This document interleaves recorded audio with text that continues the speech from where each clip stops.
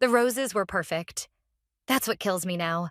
How absolutely perfect those white roses were, their petals catching the late afternoon light as I stood in the church vestibule, trying to breathe through the corseted bodice that suddenly felt 2 sizes too small.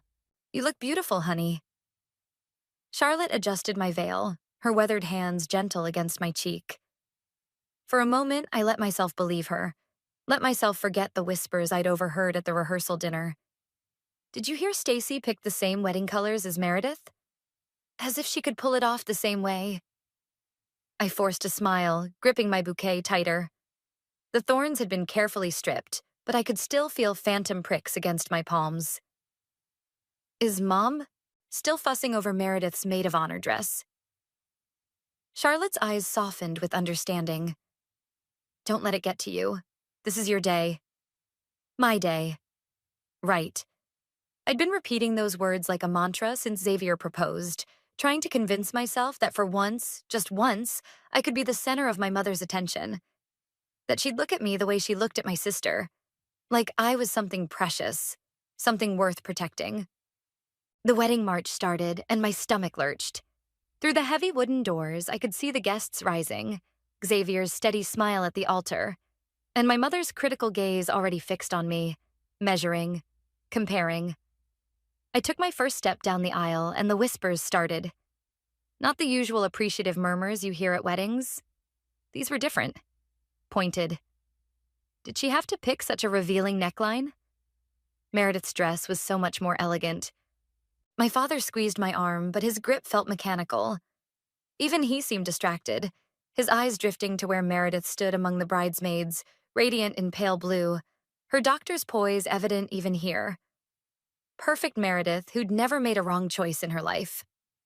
Who'd never disappointed anyone. Xavier's face anchored me as I walked. His eyes held nothing but love, steady and sure as a lighthouse beam. He didn't compare me to anyone. He chose me, exactly as I was. The ceremony passed in a blur of traditional words and trembling vows. I barely registered the ring sliding onto my finger, too focused on not crying, on keeping my smile bright and camera ready. Mom would hate it if I ruined my makeup. It wasn't until the reception that everything fell apart. The ballroom glittered with fairy lights and crystal, exactly as I'd imagined. Xavier and I had our first dance, and for those precious minutes, swaying in his arms, I felt weightless. Perfect. Loved. Then my mother stood up to give her speech. "When I look at my daughters," she began, champagne glass glinting, "I see 2 very different paths. Meredith, my firstborn, followed in my footsteps. She understood the value of hard work, of excellence. She became a doctor, saving lives, making a real difference in the world." The room grew quiet. Too quiet. I felt Xavier's hand tighten around mine under the table. "And Stacy?" Mom paused, her smile tightening. "Well, Stacy chose a different path. Her art, her creative pursuits. But today, seeing her finally settling down with Xavier, I'm reminded of something important."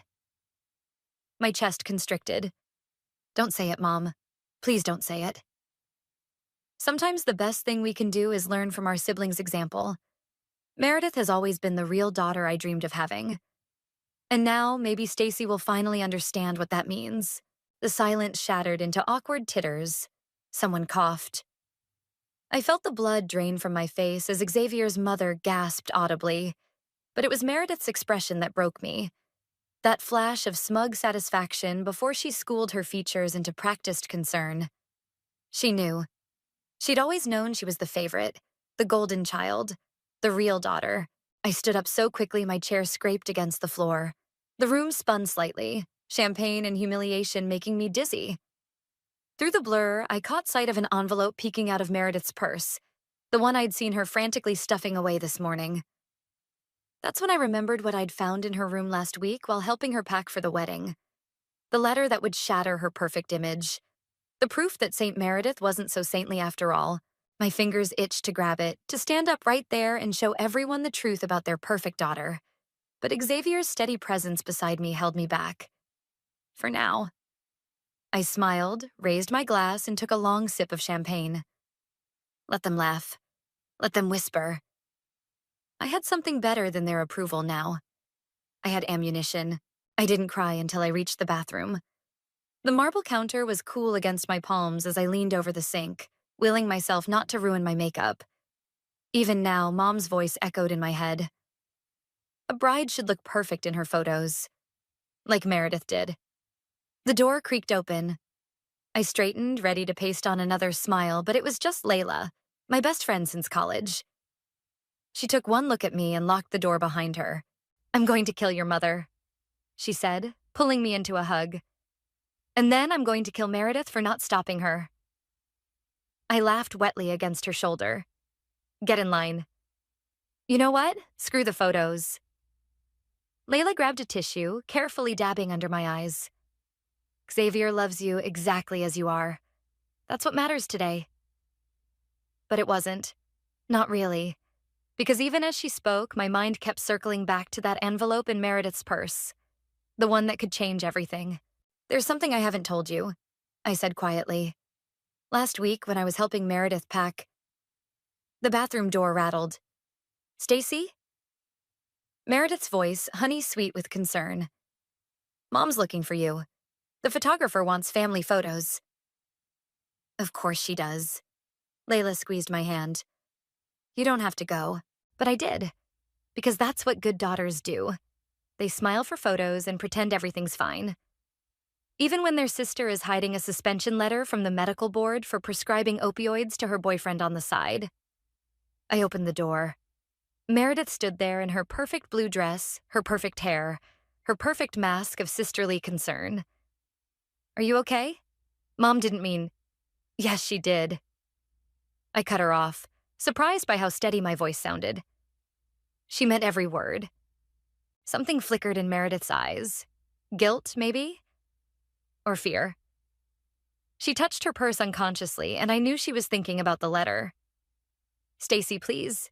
Can we just get through today without... Without what? Without showing everyone who you really are?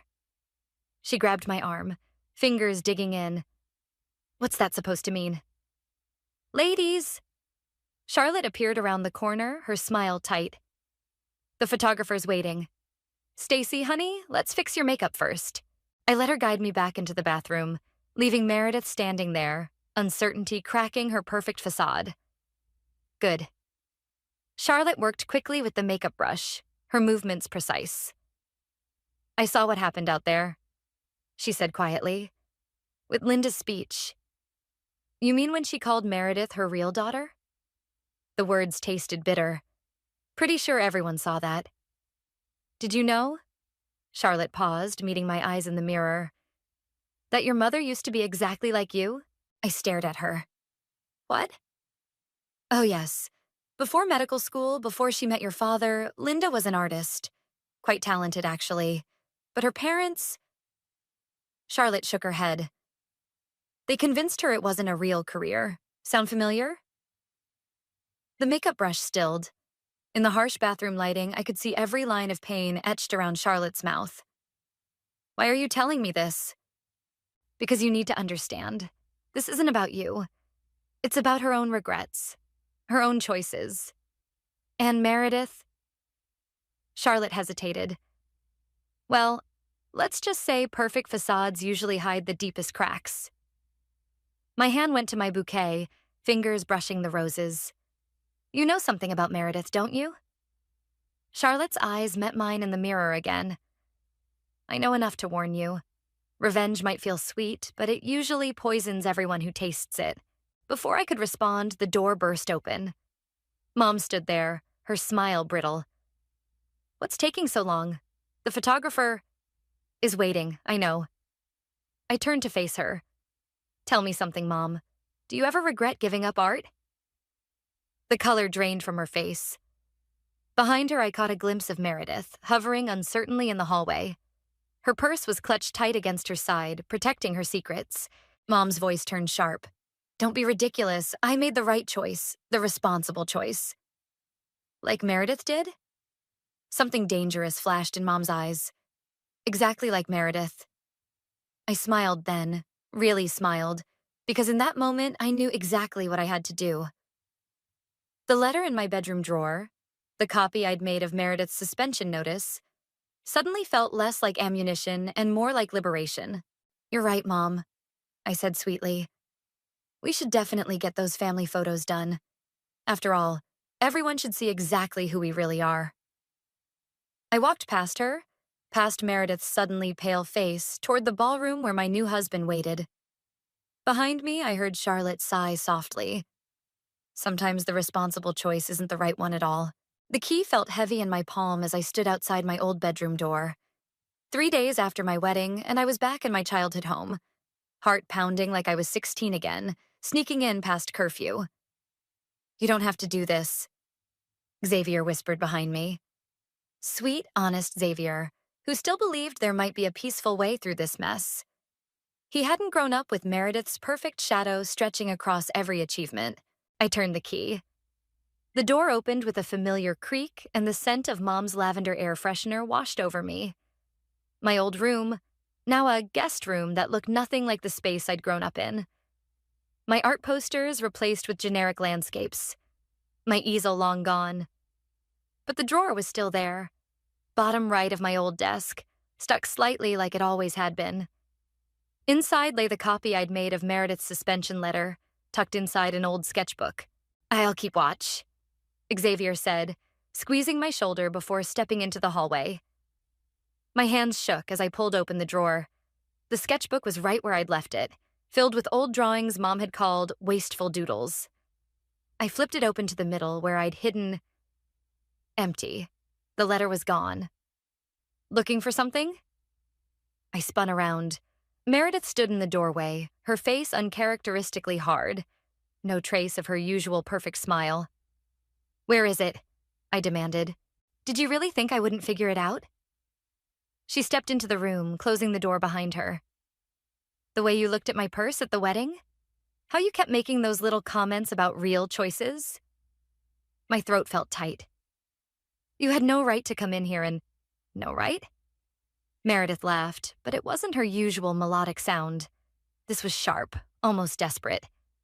"You stole private medical documents from my room, and you've been writing illegal prescriptions." The words burst out of me. Does Mom know her perfect daughter could lose her medical license?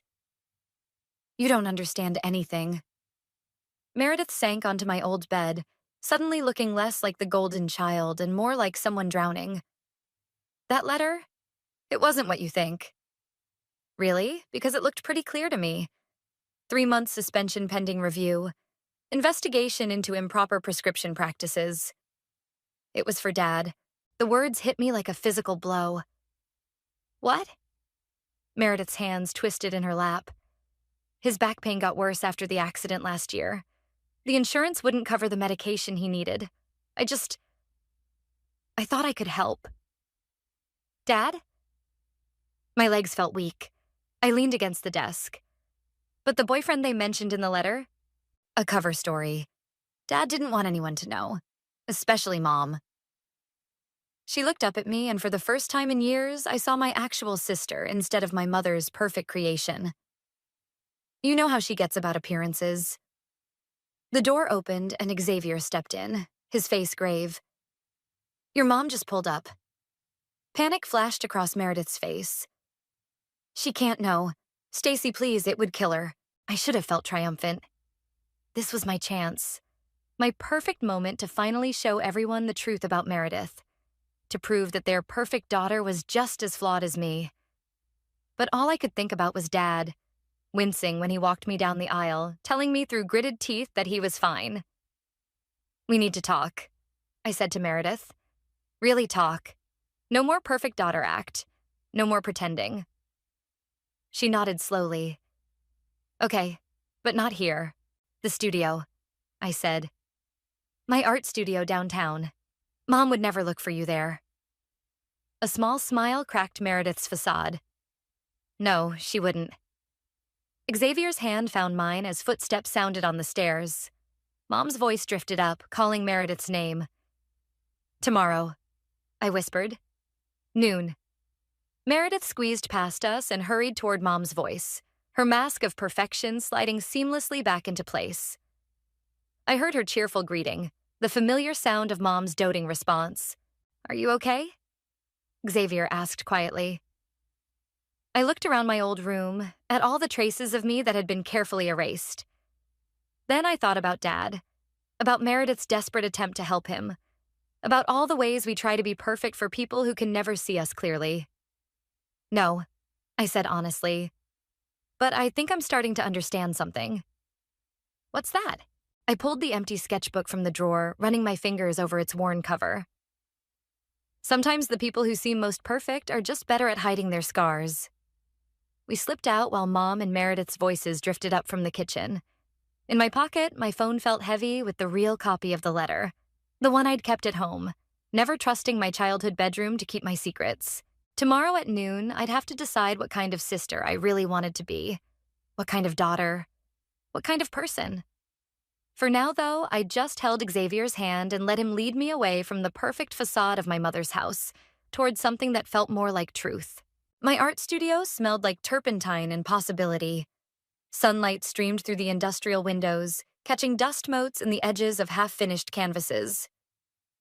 Noon approached, and with each tick of the clock, my stomach twisted tighter. I was touching up a portrait when the door creaked open. Not Meredith. Charlotte. She stood in the doorway, holding a familiar leather-bound journal. "Your mother asked me to drop off some old photos for the wedding album," she said, but her eyes told a different story. "I found something you should see." My brush stilled mid-stroke. "I'm actually waiting for someone." "Meredith isn't coming." Charlotte stepped inside, her heels clicking against the concrete floor. "She called your mother in tears this morning. Something about feeling guilty, about wanting to make things right." The brush clattered onto my palette. "She's going to tell Mom everything?" "No." Charlotte set the journal on my workbench. "She's going to tell your mother what she thinks she wants to hear. That she caught you snooping, that you're trying to ruin her career out of jealousy." My laugh came out sharp and brittle. "Of course she is. Perfect Meredith, always one step ahead."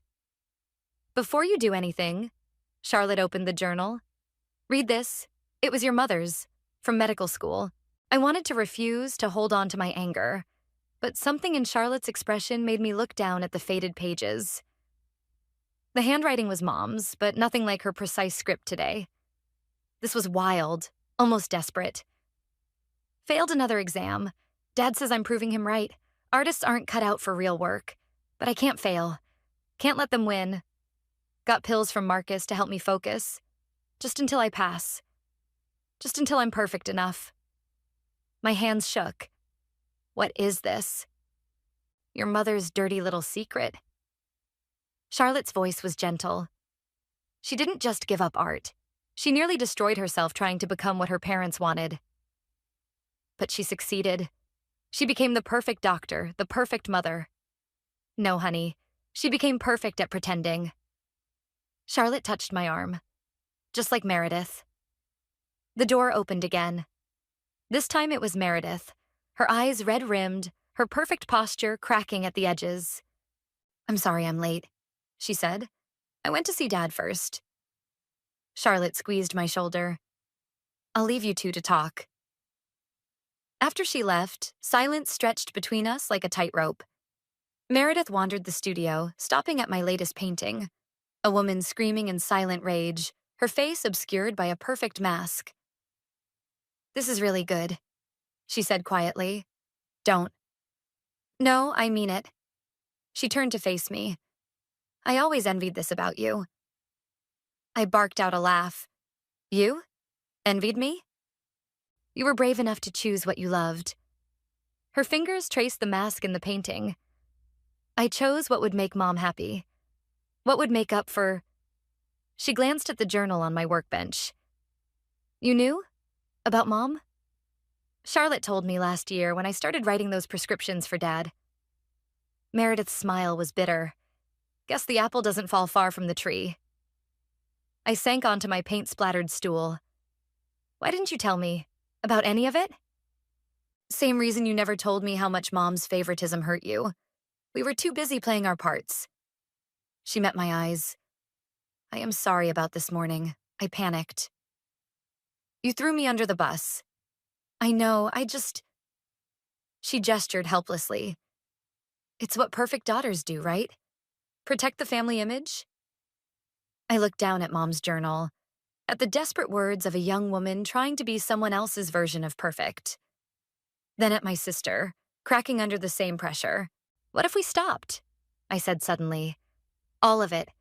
The perfect daughter act, the rivalry, the secrets. Mom would never— I'm not talking about Mom. I stood up, grabbed a blank canvas. I'm talking about us. Look at what this perfectionism did to her.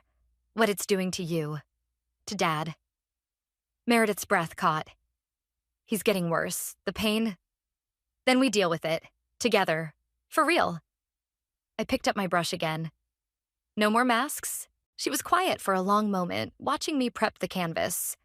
Finally, she said, Mom's having dinner at my house tonight to discuss your concerning behavior. I dipped my brush in red paint. Perfect. Let's give her something real to discuss. Stacy. Meredith's voice wavered. If we do this, if we tell her everything, it's going to break her. I thought about Mom's journal, about Dad's pain, about all the perfect lies slowly poisoning our family.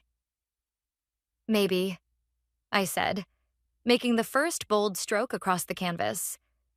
Some things need to break before they can heal. Meredith picked up another brush, held it like she used to when we were kids, sharing my art supplies. Show me what to do. Outside, church bells struck noon, marking the moment when two sisters chose truth over perfection.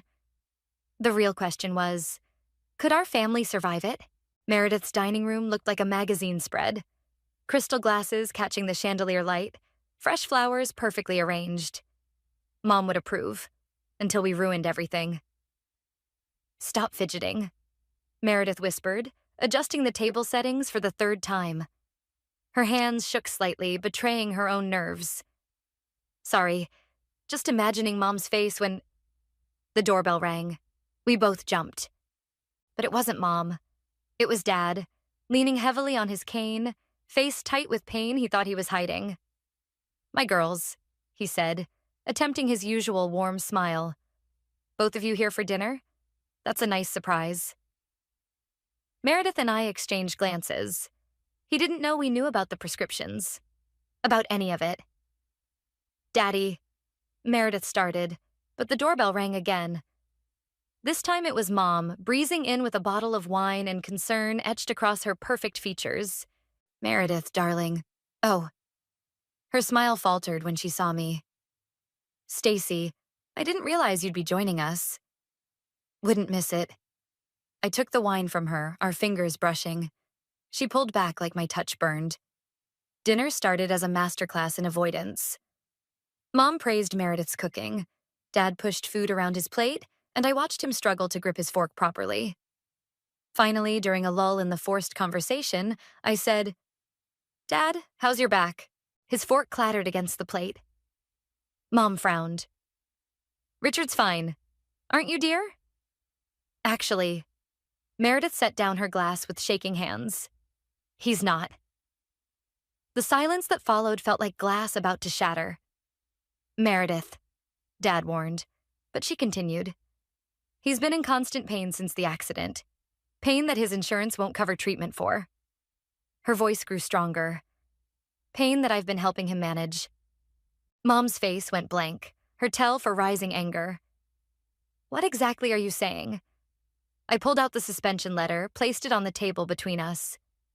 She's saying she wrote prescriptions for Dad and got caught. No. Mom shook her head. No, Meredith would never— I did. Meredith's voice cracked. I did it because he needed help, and nobody was listening, and I couldn't stand watching him suffer anymore. Richard? Mom turned to Dad, desperate for denial. He wouldn't meet her eyes. Linda, please. How could you? She stood so abruptly her chair scraped the floor. Do you have any idea what this could do to her career? To our reputation? Our reputation? I laughed, harsh and hollow. Dad's in pain. Meredith could lose her license, and you're worried about appearances? You don't understand. No, Mom, you don't understand. I pulled out the journal Charlotte had given me. But maybe this will help. All the color drained from her face. Where did you get that? Does it matter? What matters is that you've spent years pushing us to be perfect, when you know exactly what that pressure does to someone. That's different. How? Meredith stood too, her perfect posture finally breaking. How is it different? You nearly destroyed yourself trying to be perfect for your parents, and now you're doing the same thing to us. I was protecting you. No. Dad's quiet voice cut through the tension. You were protecting yourself, Linda. From your own fears, your own regrets. Mom sank back into her chair, looking suddenly old, vulnerable, human. She touched the journal with trembling fingers. I wanted you to have everything I couldn't, to be stronger than I was. Mom, I moved to kneel beside her chair. We don't need you to make us perfect. We need you to love us as we are. A tear slipped down her cheek. Then another. Richard, she turned to Dad. Why didn't you tell me you were in so much pain? Because, he smiled sadly, I was trying to be perfect too. The sound that escaped Mom's throat was somewhere between a laugh and a sob. What a mess we've made. Maybe, Meredith said softly. That's okay. Maybe we can be a mess together. The doorbell rang again, startling us all. Through the frosted glass, I recognized Xavier's silhouette. He wasn't supposed to be here. Wasn't part of this plan. When Meredith opened the door, his face was grave. Sorry to interrupt, but Stacy needs to see this. He held out his phone, open to a medical board webpage. They're launching a full investigation into the prescription irregularities. They're looking at everyone in Meredith's department. My sister's sharp intake of breath made us all turn. There's more, Xavier said quietly. They found something else. Something about Mom's old medical practice. Mom went very still. What about my practice? And that's when I realized we weren't just uncovering old family secrets. We were standing at the edge of an avalanche, and it was too late to stop it from falling. The medical board's website glowed accusingly on Xavier's phone. Mom's hands trembled as she read, her perfectly manicured nails clicking against the screen. This is impossible, she whispered. Those records were sealed. What records? Meredith asked. But I already knew. The pieces were clicking together. Charlotte's warnings, the old journal, Mom's obsession with perfection. You did the same thing, I said quietly. Didn't you? Writing prescriptions you shouldn't have? Mom set the phone down like it might explode. It was different then. I was trying to help students stay focused, stay perfect. Like you did in medical school? The words tasted bitter. With the pills from Marcus, Dad's sharp intake of breath cut through the room. Linda? It was 25 years ago. Mom's voice rose, brittle as glass. I was young, desperate. The board agreed to seal the records if I took a leave of absence, got help. And now they're reopening everything, Xavier said, because of the current investigation. Meredith sank into her chair. Because of what I did for Dad, no. I stood up so fast my head spun. Because of what this family's obsession with perfection has done to all of us. The doorbell rang again. This time it was Charlotte, her face drawn with worry. I came as soon as I heard. Linda, they're calling an emergency board meeting tomorrow morning. You knew. I turned to her.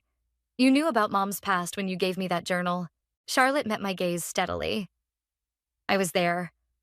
I was the one who reported her back then, and I was the one who helped her get help. You reported me? Mom's voice cracked. I thought Marcus was supplying half the medical students with amphetamines, Charlotte said quietly. I reported him too.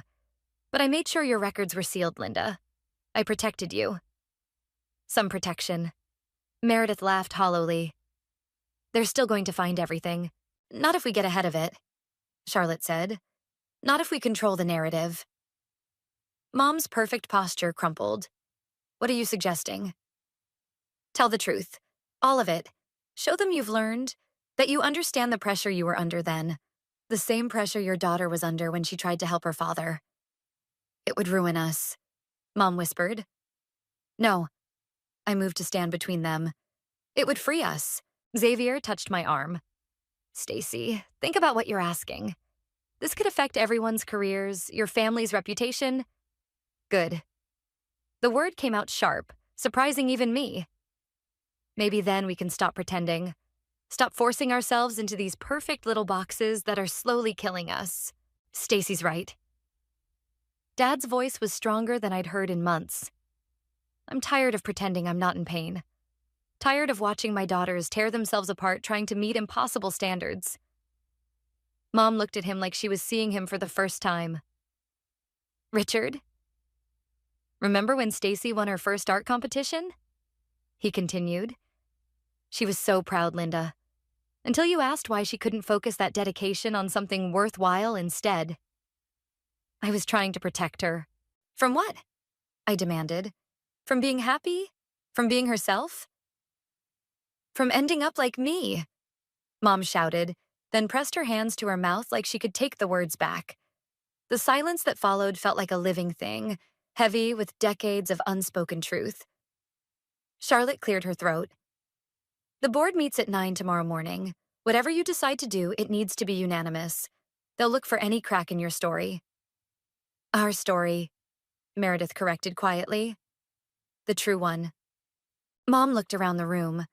At Dad's pain-lined face, at Meredith's trembling hands, at my defiant stance. Finally, at Charlotte, her oldest friend who'd both exposed and protected her darkest secret. If we do this, she said slowly, there's no going back. No more perfect family, perfect careers, perfect anything. Maybe. I took her hand, felt it shake in mine. That's exactly what we need. The doorbell rang one final time. Through the glass, I saw a man in a suit. Someone from the medical board, no doubt starting their investigation early. Mom squared her shoulders, that familiar mask of perfection starting to slide into place. But I squeezed her hand hard, keeping her with us in this moment of raw truth. Together, I said. We do this together. She looked at me then, really looked at me. Maybe for the first time since I'd chosen art over medicine. When did you get so strong? I've always been strong, Mom. You just couldn't see it through all the expectations. The doorbell rang again, more insistent this time. Well, Mom took a deep breath, her hand steadying in mine. Shall we show them what a real family looks like? We moved toward the door as one. Imperfect, scarred, but finally real. The medical board's conference room felt like a courtroom, all polished wood and judgmental silence. Early morning light filtered through tall windows, casting long shadows across the faces of the 7 board members seated before us. Mom sat between Meredith and me, her spine straight but her hands twisted in her lap. Gone was her usual perfect armor.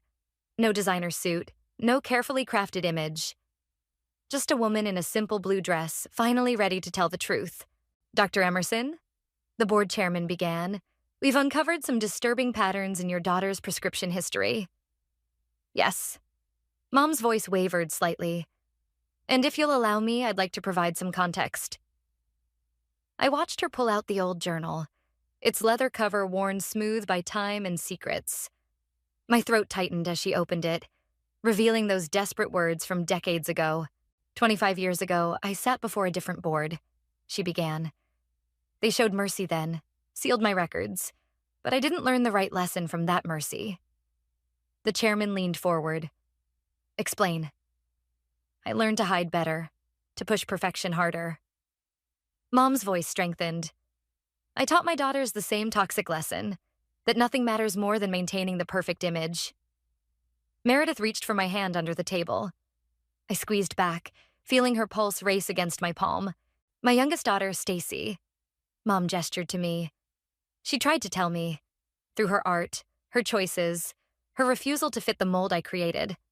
But I couldn't hear her. This is all very touching, one board member interrupted. But it doesn't excuse Dr. Williams's illegal prescriptions. No, Meredith spoke up, her voice clear despite her trembling hands. It doesn't excuse them, but it explains them. I watched my father suffer, unable to get the pain medication he needed through proper channels.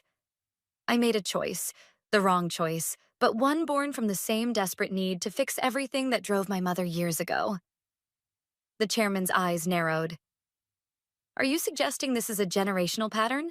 I'm suggesting it's a systemic problem, I found myself saying. One that forces doctors to choose between helping patients and following rules that sometimes hurt more than heal. Ms. Williams, another board member sighed, you're not a medical professional. No, I'm an artist, which means I see things differently. I pulled out my sketchbook, opened to the portrait I'd drawn last night. Mom in her medical school days, half her face a perfect mask, the other half cracking to reveal raw humanity beneath. Sometimes it takes an outside perspective to recognize patterns. The room fell silent as the sketch made its way around the table. I watched their faces shift from dismissal to something closer to understanding. What exactly are you asking for? The chairman finally asked. Mom straightened. Not mercy this time. Truth. Accountability. For all of it, my past, my daughter's choices, the broken system that created both situations. And in return? In return, Charlotte stepped forward from where she'd been quietly observing. I propose a committee to review and revise prescription protocols, particularly for chronic pain patients. With both Dr. Emerson serving as consultants, sharing their unique perspectives on how pressure and inadequate options can lead to desperate choices. The board members exchanged glances. The chairman's lips pressed into a thin line. You understand, he said slowly. This would mean public disclosure of your sealed records. Yes. Mom's voice didn't waver. And a suspension for Dr. Williams, pending completion of ethics training and community service. I understand. Meredith nodded. And your reputation? Your practice? Mom reached for my hand, completing the circle between the three of us. My reputation was built on lies. I'm ready to build something new. Something real. The chairman sat back, studying us. We'll need time to deliberate. As we filed out into the hallway, Dad was waiting, leaning on his cane. How did it go? Before anyone could answer, Mom turned to him. I'm so sorry, Richard, for not seeing your pain, for not seeing any of it. He pulled her close, and for the first time in my memory, she let herself be held without worrying how it looked. Stacy? Meredith touched my arm. That portrait you showed them, would you consider doing one of me? The real me? I smiled, feeling something shift and settle in my chest. Only if you'll sit still and let yourself be imperfect. The boardroom door opened. The chairman's face was unreadable as he gestured us back in. Mom straightened, but this time not into her perfect posture. This time she stood like herself, flawed, human, real. Whatever they decide, she whispered. We face it together. We walked back in, 3 generations of women finally ready to shatter the perfect mirrors we'd been hiding behind. Sometimes I realized the bravest thing isn't maintaining the facade. It's letting it fall. The gallery lights cast soft shadows across my newest collection. 12 portraits of perfectly imperfect people. At the center hung the piece that started it all. My mother, half masked, half free. Beside it, Meredith's portrait showed her in her doctor's coat, prescription pad torn in half, face turned toward a rising sun. They're going to hate it, Mom said quietly, standing beside me. She wasn't wearing makeup tonight. A small rebellion, but one that made her look younger somehow. More alive. Maybe. I adjusted a frame slightly. Or maybe they'll see themselves in it. The medical board's decision had been better than we'd hoped, but harder too. Mom and Meredith would both work under supervision for a year, helping develop new protocols for chronic pain management. Dad had started physical therapy with a pain specialist who actually listened. And I had started painting the truth. The gallery doors opened early, letting in Charlotte and an unfamiliar woman with silver hair. Stacy, Charlotte called. There's someone you should meet. The woman stepped forward, her eyes fixed on Mom's portrait. I remember when Linda looked exactly like that. So desperate to be perfect, she almost disappeared completely. Mom's breath caught. Professor Martinez? Hello, Linda. The woman's smile was gentle. Charlotte told me about everything. I had to come see for myself. I don't understand. I looked between them. Who? Diana Martinez. Mom's voice shook slightly. My art professor, before I switched to pre-med. The one who tried to convince me to stay true to myself. The one who saw through your mask, Professor Martinez corrected. Just like your daughter does. More guests started arriving, the gallery filling with murmurs and clicking heels. I spotted Meredith in her new volunteer clinic uniform, Xavier proudly showing Dad the portrait I'd done of him, strength evident in his vulnerability. Look. Mom touched my arm, pointing to a young medical student standing before her portrait, crying quietly. Before I could respond, the gallery director clinked her glass for attention. Ladies and gentlemen, please welcome the artist, Stacy Williams. The spotlight found me, warm and expectant. Mom squeezed my hand once, then let go. I stepped forward, facing the crowd. This collection is called Perfect Mirrors, but it's not about perfection. It's about what happens when we shatter the mirrors we hide behind. My eyes found each family member as I continued. It's about a doctor who prescribed pills to help students be perfect until she became trapped in that perfection herself. About her daughter who followed the same path until pain, her father's pain, forced her to choose between rules and humanity. Meredith smiled through tears, Dad's arm around her shoulders. It's about the masks we wear, the lies we tell ourselves, and what happens when we're brave enough to let them fall. I gestured to the portraits surrounding us. Each person here has their own story of breaking free from perfection, of choosing truth over appearance, healing over hiding. Professor Martinez stepped forward. And what about your story, Stacy? What mirror did you break? I turned to the final portrait, still veiled. With steady hands, I pulled away the covering. Gasps rippled through the crowd. There I stood on canvas in my wedding dress, ripping off a smiling mask to reveal not pain or anger underneath, but joy.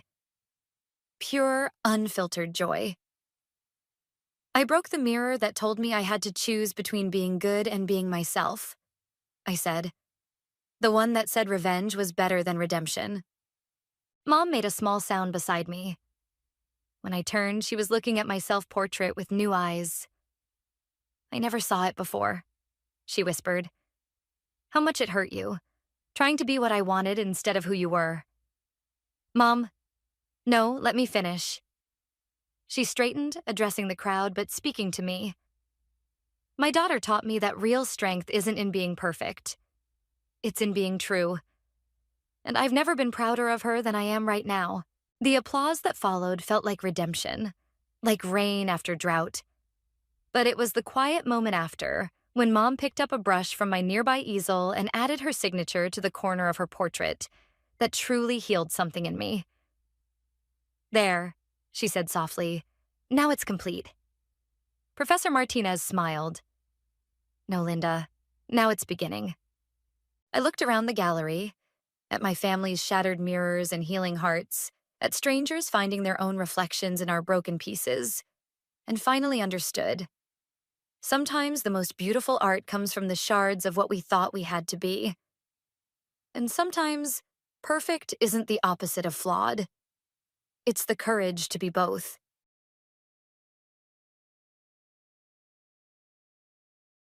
Hi, I'm Danielle. If you need to hear this, let me tell you something. Life has a way of peeling back the curtain, often in the most painful ways. That's how I finally saw the truth. Remember, presentation is everything, dear, Logan said one morning, adjusting my blazer with a little too much care. His hands lingered on my shoulders, firm and controlling. Mother thinks you should dress more conservatively for work. I brushed his hands away and forced a smile. I have a major client meeting today. I think I know how to dress for my own career.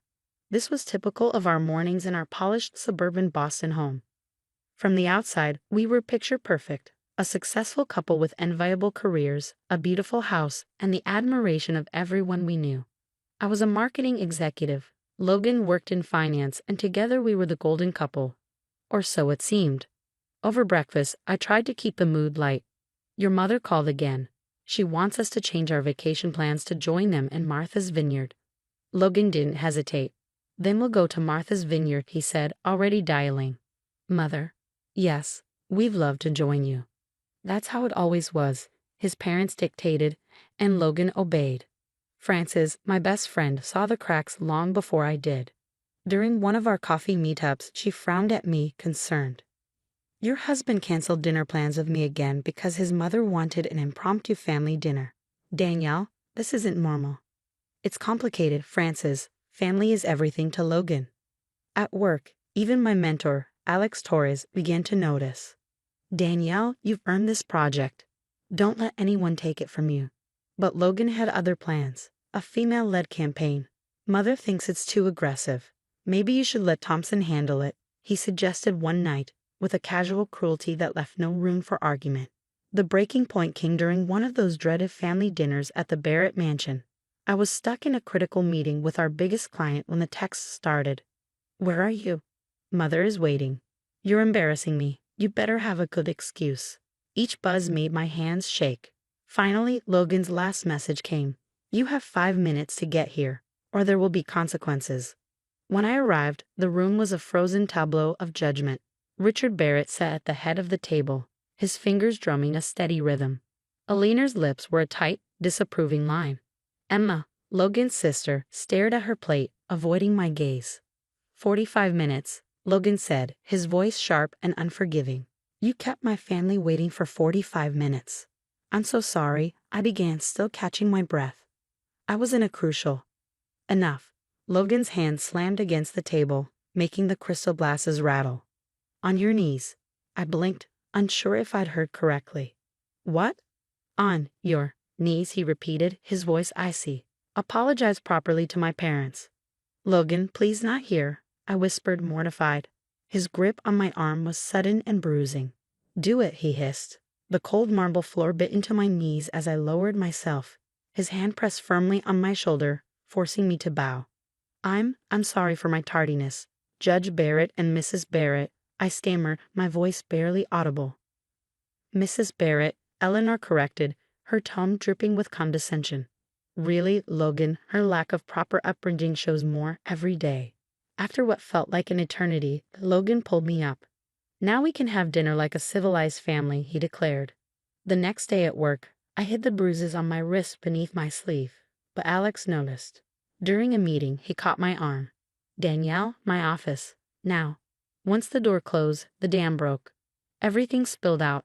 The constant control, the daily calls to his parents, the growing physical intimidation. Last month's charity gala, I choked out. Eleanor told everyone Logan was fixing my low-class tendencies. She said some people just aren't born with proper breeding. Alex's face darkened. Call Frances. She needs to hear this too. An hour later, Frances burst into Alex's office. One look at me, and she pulled me into a fierce hug. Why didn't you tell me it was this bad? Because it happened so slowly, I whispered. First, it was little comments about my clothes, my job. Then Logan started checking my phone, claiming his mother was worried about my inappropriate social media posts. He made me change my passwords and began policing my contacts. My friends, my independence, my entire life slowly eroded. Frances had noticed the changes long before I admitted them. He's constantly correcting you at dinner parties, she said, her voice tight with anger. Richard keeps reminding everyone how his judicial connections can make or break careers. It got worse. Last week, Logan threw out my mother's old recipe book, calling it low class after Eleanor decreed it wasn't Barrett family standard. Alex noticed the bruises first. How long? He asked quietly one morning in his office. 3 months, I admitted. It started when I refused to quit my job. Eleanor said working wives are unseemly. Logan said I was destroying his family's reputation. Frances gripped my hand tightly. Has he hit you? No, I whispered. Just grabs, pushes. He says it's for my own good. That I need to learn. I wiped my eyes. The memory of the Barrett family dinner cutting like a blade. Yesterday, when he forced me to kneel, Emma looked horrified. Later, she told me, this is what they do. They break people who don't fit their mold. You're not going back there, Frances declared. But Logan. Will what? Alex's voice was steel. Use his father's connections. Let him try. I've got a few of my own. I stared at my hands, remembering how they trembled under Logan's grip. I don't even recognize myself anymore. They're erasing everything I am. Then it's time, Frances said firmly, to show them exactly who Danielle Williams is. The weeks that followed were a careful dance of planning, documentation, and discovery. Frances helped me set up hidden cameras in the house. Alex connected me with a discreet security expert who found tracking software on my phone, disguised as a family safety app. During a secret lunch with Emma at a cafe far from the Barrett's usual haunts, the full picture began to emerge. You're not the first, Danielle, Emma revealed, her voice trembling. Logan was engaged twice before you. Catherine lasted until she refused to convert to Mother's religion. Rebecca wanted to keep her career. Mother made sure both relationships ended. How? I asked, horrified. The same playbook, Emma explained. Isolation, humiliation, then character assassination. Mother had Richard use his connections to get Catherine fired. Rebecca's family business suddenly faced audit after audit until she broke things off. Emma slid a USB drive across the table. The household staff has seen everything. Margaret, our housekeeper, even kept a diary. There's security footage on here too, things you need to see. That night, I watched the videos, my stomach turning with every revelation. Logan meeting with his ex-girlfriend Lisa in the garden, a rendezvous Eleanor had arranged. Danielle's getting too independent, Eleanor said coldly. Lisa knows how to be a proper Barrett wife. There were more. Logan sabotaging my client presentations by accidentally deleting files. Richard making calls to competing firms, warning them against hiring me.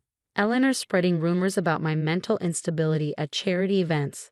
Alex guided me in building a wall of evidence they couldn't destroy. Document everything, he said. Every threatening text, every voicemail. Save it all. The household staff became invaluable allies. Margaret confessed, Mrs. Eleanor tried to make me spy on you. But I've seen this before. My sister didn't survive her abusive marriage. I began quietly moving money into a secret account using Frances' address for the paperwork. Alex laid the groundwork for my professional escape, connecting me with contacts in New York. Your performance reviews, project successes, client testimonials, all backed up, he assured me. They can't erase your achievements. Emma helped me map out Logan's behavior. He always gets more aggressive before big family events, she warned. And Mother's surprise visits, those are reconnaissance missions. Almost ready, Frances said one evening, reviewing our growing arsenal of evidence. Just remember, act normal.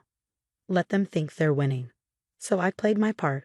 I smiled at Eleanor's barbed comments. I accepted Logan's corrections. I attended every Barrett family function, all while the silent storm of truth gathered strength. Then Emma handed me the final piece, old family videos. They showed Eleanor systematically breaking her own mother-in-law years ago, using the same tactics. Be careful, Emma warned. They're starting to suspect something. Mother mentioned having Richard's friends at the DA's office look into your past. I squeezed her hand. Everything's in place. Soon we'll both be free. That night, as I watched Logan sleep, I felt no remorse. The woman they tried to break was gone. In her place stood someone stronger, someone ready to strike back. The annual Barrett family retreat was mandatory, darling, Logan announced one morning. 3 days of family bonding at the lake house. Of course, I said with a practiced smile, hiding the thrill of knowing these would be his last words to me. The moment his car disappeared, our plan launched into action. Emma arrived with a moving truck while Frances coordinated with the security team we'd hired. The New York apartment is ready, Frances confirmed, helping me pack essentials. Alex's team expecting you by Monday. My life was extracted from the Barrett mansion in a matter of hours. I left behind only a single envelope on Logan's desk, divorce papers and a flash drive containing some of the evidence. The storm broke exactly as planned. Eleanor's frantic calls came first, followed by Richard's threats, but they had no idea what was about to hit them. Lisa, Logan's ex, was the first domino to fall. Eleanor's manipulations had finally pushed her over the edge. She went public with everything: the arranged meetings, the plots to sabotage their relationship, the years of Barrett family interference. "I can't believe they're still doing this," Lisa told the social columnist at their Precious Country Club newsletter. "They destroyed my life, just like they tried to destroy Danielle's." Richard's attempt to silence me backfired spectacularly. When he tried using his judicial connections to threaten my new position, our evidence of his abuse of power went public. Former clerks and employees came forward, each with their own Barrett horror story. Logan's company received an anonymous package detailing his pattern of domestic control and harassment. Already embroiled in a gender discrimination lawsuit, the board couldn't distance themselves fast enough. "We do not tolerate any form of harassment or abuse," the company announced as Logan cleared out his office, his reputation in tatters. 1 year later, I stood in my New York penthouse, celebrating the launch of my latest successful campaign with the people who had helped me escape. To Danielle Williams, Alex said, raising his glass, our new global marketing director. Emma, finally free and thriving in Seattle's tech scene, joined virtually. "You should see Mother's face every time another social invitation gets lost in the mail," she laughed. Then came the call I'd been expecting: Logan. Now living with his disgraced parents, he had lost everything. His voice was raw, almost desperate. "Please, Danielle. I understand now. Mother and father, they controlled everything. I'm in therapy. I've changed. Just give me another chance." I let his words wash over me, the memory of that night at the Barrett dinner table flashing in my mind. His hand forcing me to kneel, his voice echoing with his parents' disdain. "No, Logan. You had your chance to be better, to stand up to them, to protect me. Instead, you chose to become them." "But I love you," he pleaded. "Goodbye, Logan. Don't contact me again." As I hung up, Francis squeezed my hand. "You okay?" "Never better," I said, smiling. "Some people think revenge is about making others suffer, but I've learned the truth. The best revenge is living well, succeeding, and ensuring those who hurt you can never harm anyone else again." "To living well," Alex said, raising his glass. "To freedom," Emma added from the screen. "And to justice," Francis concluded. "The story has come to an end, but now I have a question for you. What would you have done in my shoes that night when Logan demanded I kneel and apologize to his parents? Would you have refused and faced the consequences immediately, or would you have played along until you could plan a safe escape like I did?" There's no easy answer when you're trapped in an abusive relationship. Your safety has to come first, but your dignity is always on the line. Share your thoughts in the comments below. If my story resonated with you, or you know someone who needs to hear it, please like and subscribe. Together, we can reach more people who might be silently facing similar situations. Sometimes knowing you're not alone is the first step toward freedom. Thanks for staying until the end of my story. Hit the notification bell so you don't miss the next one. Stay strong.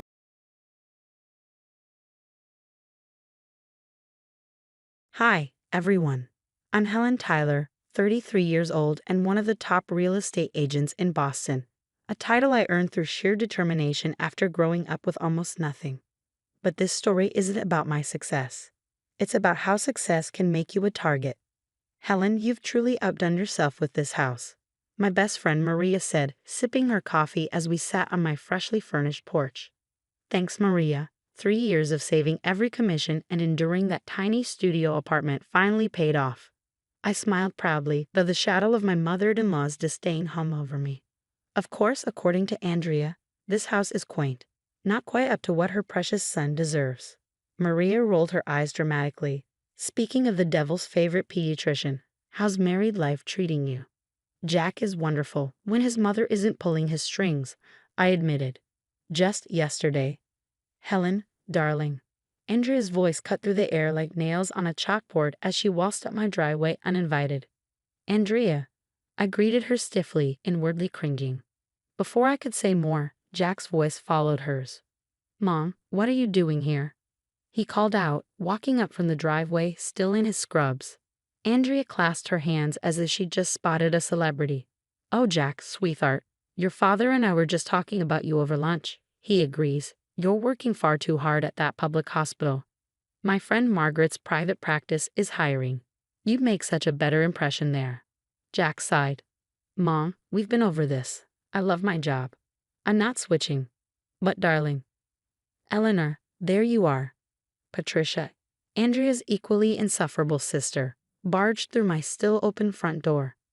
You won't believe what Margaret told me about Helen's old neighborhood. She gave me a condescending smile. Speaking of family, Robert and I are hosting Sunday dinner. Helen, dear, try to dress appropriately this time. I glanced at Jack, whose expression crumbled under the weight of yet another confrontation. Years of Andrea's emotional manipulation had worn him down. Actually, I said firmly, we already have plans. But it's family dinner. Andrea gasped. Jack hasn't missed one, not even when he had the flu last year. Remember how I nursed you back to health, sweetheart? Mom, Jack began, but I cut him off. It's fine, Jack. This was my life now, a revolving door of Wilson family drama, with my husband caught in the crossfire and my home turned into their personal gathering spot. Little did I know, though, that Andrea's antics were only beginning. The next escalation came over a mahogany dining table at Andrea's house. She had summoned me under the guise of an important birthday discussion. Helen, dear, Andrea began, clasping her perfectly manicured hands. You clearly don't understand Wilson family traditions. For milestone birthdays, we give substantial gifts. When Robert turned 60, his brother gave him his beach house. I frowned. This is my house, bought with my own money, before I even met Jack. Exactly, Andrea said with a syrupy smile. That's why it would make such a meaningful gesture. Show us you're truly committed to becoming a Wilson. I stared at her in disbelief and, without a word, discreetly started recording the conversation on my phone. Let me get this straight. You're banning me from your birthday celebration unless I sign over my house to you. Don't be so dramatic, Andrea replied. I'm simply suggesting that if you want to be included in family traditions, you need to demonstrate proper family values. My phone buzzed. A text from Maria. You won't believe what I just heard at the country club. Your NIL's been showing some decorator around your house. Who's Amanda Phillips? I asked Andrea, watching her expression. Andrea blinked, feigning innocence. I don't know who that is. Really? Because she's telling everyone she's redesigning my house after your birthday. Well, Andrea said with a dismissive shrug, I naturally assumed you'd want to give me something special. At that moment, Jack walked into the dining room. Mom, what's going on? Helen looks upset. Oh, honey, I was just explaining our family tradition to your wife, Andrea cooed. She seems resistant to embracing it. What tradition? Jack asked, his brow furrowing. Your mother wants me to sign over our house as her birthday gift, I said evenly. Jack froze. Mom, that's insane. Jack Wilson. Andrea's voice rose, sharp with indignation. After everything I've sacrificed for you, this is exactly what I warned everyone about. Andrea's voice climbed to a shrill pitch, her eyes blazing with righteous indignation. She's turned you against your own mother, Jack. Just like she trapped you with that house in the first place. Trapped him? I snapped, my voice trembling with restrained fury. What are you even talking about, Andrea? Oh, don't play innocent, she sneered. Everyone knows you bought that house to lure my son into marriage. Poor Jack was too naive to see through your gold-digging scheme. My hands clenched into fists. I bought that house years before I even met Jack. I have the paperwork to prove it. Jack stepped forward, his voice tight with disbelief. Mom, how could you say that? Helen worked hard for that house. Hard work? Andrea laughed bitterly. Please, we all know about her arrangements with certain clients. Before I could respond, the front door swung open, and Maria marched in, clutching a folder. Perfect timing, she said, glaring at Andrea. Actually, Andrea, I've got some interesting documents here. Remember the Hendersons? They're saying you pulled the same stunt with them. Demanded their summer cottage for Robert's 55th birthday. And the Paddles? Their vintage car collection. Andrea's face paled. That's private family business. Just like how you bankrupted your own sister trying to get her vineyard. Maria added coldly. Patricia told me everything. Jack turned to his mother, his expression devastated. Mom, is this true? Jack, darling, Andrea said, her tone turning saccharine. You don't understand. Everything I do is for this family's reputation. Helen simply isn't good enough for you. I mean, look at her background. Jack's jaw tightened.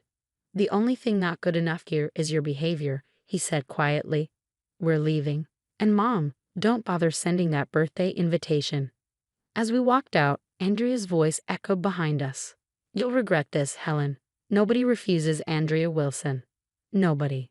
Little did she know, I had recorded the entire conversation. The next day, I met Patricia over coffee.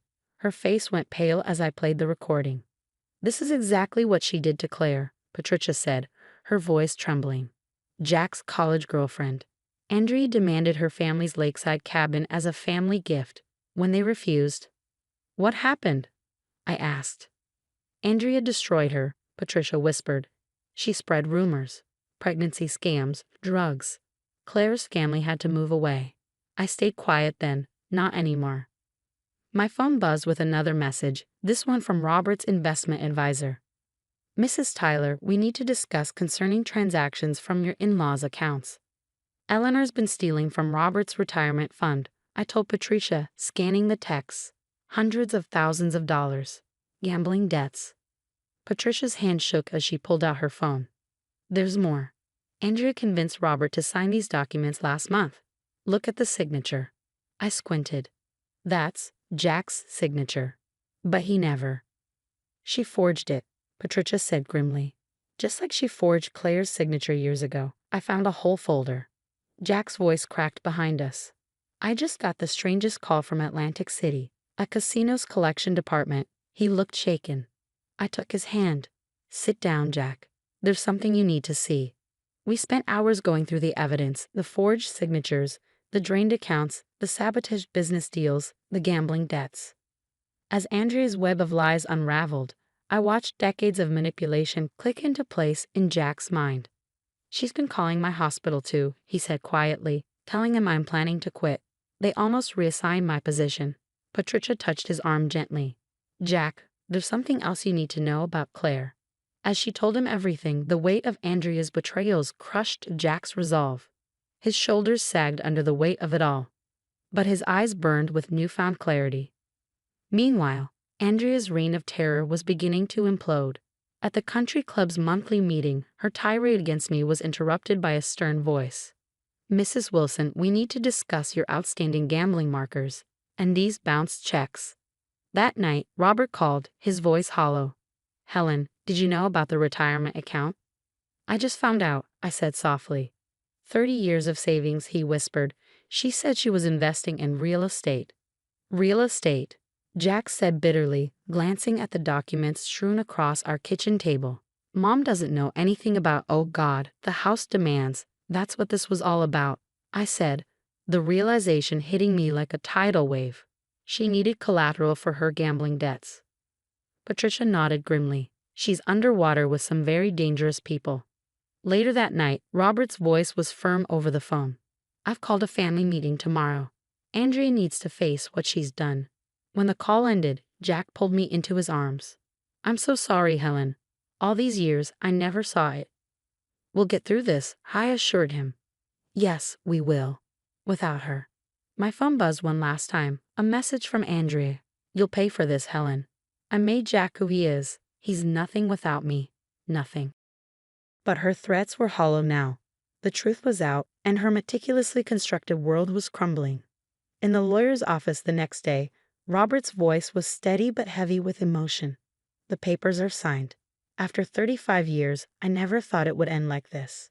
You left me no choice. Andrea screeched, her voice raw with desperation. If Helen hadn't turned everyone against me. You stole my retirement, Andrea. Robert interrupted coldly. You forged our son's signature. The gambling, the lies. At that moment, a burly man appeared in the doorway. About Miss Wilson's markers at Golden Sands Casino. I'm not responsible for her debts, Robert said, his tone final. We're divorced now. Weeks later, Maria sent me a text. Just drove past Andrea's new place. You won't believe it, she's in that tiny complex by the highway. Jack returned from his therapy session that evening, looking lighter than I'd seen him in years. Dr. Stevens helped me understand so much about my childhood, the manipulation, the guilt trips. I can't believe I let her control me for so long. He smiled softly. Dad called. She tried to crash Margaret's garden party. They had to escort her out. Apparently, she was screaming about how everyone betrayed her.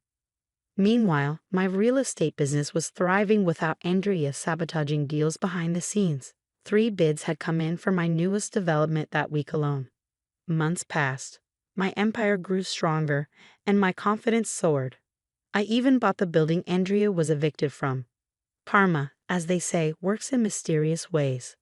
The holidays arrived, and our annual party was in full swing. Friends, family, and laughter filled our home. Through the window, I spotted a familiar figure standing in the snow watching. Andrea, alone. Inside, Robert, now looking years younger since the divorce, raised his glass. To family, the real kind. To consequences, Maria added with a smirk. The next morning, a gold embossed envelope arrived. Andrea's rescheduled birthday party invitation. The irony was delicious. I took a red marker, wrote return to sender in bold letters, and added a sticky note. Unlike houses, some gifts are easy to return. Through my office window, I watched the mail carrier pick it up. Somewhere across town, in a dingy apartment with a view of the highway, Andrea Wilson would receive one final reminder. She had no power here anymore. Not over my house. Not over my marriage. Not over my life. My phone buzzed. A new client referral. Life was good. And success, I realized, truly is the best revenge. While Andrea sat alone in her small apartment, surrounded by gambling debts and burned bridges, I stood in the home I built with my loving husband, a thriving business, and a chosen family that stood by me through it all. Sometimes, karma doesn't just knock, it takes away your country club membership and replaces it with a view of the freeway.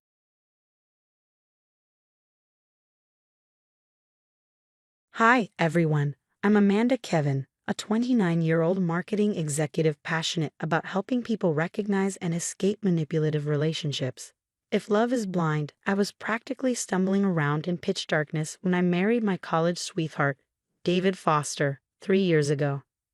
On the surface, everything was perfect. David's booming law career, our beautiful suburban home, and dreams of starting a family. But lurking behind the picturesque facade was a storm named Amy Foster, my mother-in-law. Darling, the centerpiece you chose for Sunday dinner was interesting. Amy would comment, her wine glass poised elegantly. But I suppose that's what one might expect from someone with your background. Her words dripped with saccharine malice, leaving me speechless every time. Amy wasn't just any mother-in-law, she was the self-appointed queen of the Foster empire. As the head of the Foster Family Foundation, a legacy left by David's late father, Amy wielded her influence like a weapon. She boasted about pulling strings at David's law firm, casually remarking at dinner, "It's so fortunate Harrison and Mills values family connections, wouldn't you agree, David?" Her power was unshakable, and she made sure everyone knew it. Sunday dinners at the Foster mansion were nothing short of a theatrical tragedy. Amy's sister, Margaret, nodded along to everything like a dutiful puppet, while cousin Emma performed her weekly routine of fishing for Amy's approval. "Amanda, have you thought about freezing your eggs?" Emma asked last Sunday, her fox concern barely masking Amy's real agenda. "Aunt Amy mentioned you're focusing an awful lot on your career." I tried everything to keep the peace. I attended Amy's endless charity events, skipped promotions to prioritize David's career, and hosted countless stifling social gatherings. "Your place is here, supporting David," Amy would remind me. "The Foster name carries responsibilities." Then, last week, I came home to find my living room completely rearranged. "I let myself in," Amy said nonchalantly when I confronted her. The furniture arrangement was giving the wrong impression to our social circle. She had made herself a spare key without permission. That was my breaking point. "Mom, you can't just change our house without asking," David protested weakly. "Darling, I know what's best," she replied with a wave of her hand. "Now, when are you two planning to give me grandchildren? The Foster legacy won't continue itself." As I stared at the spare key, it hit me.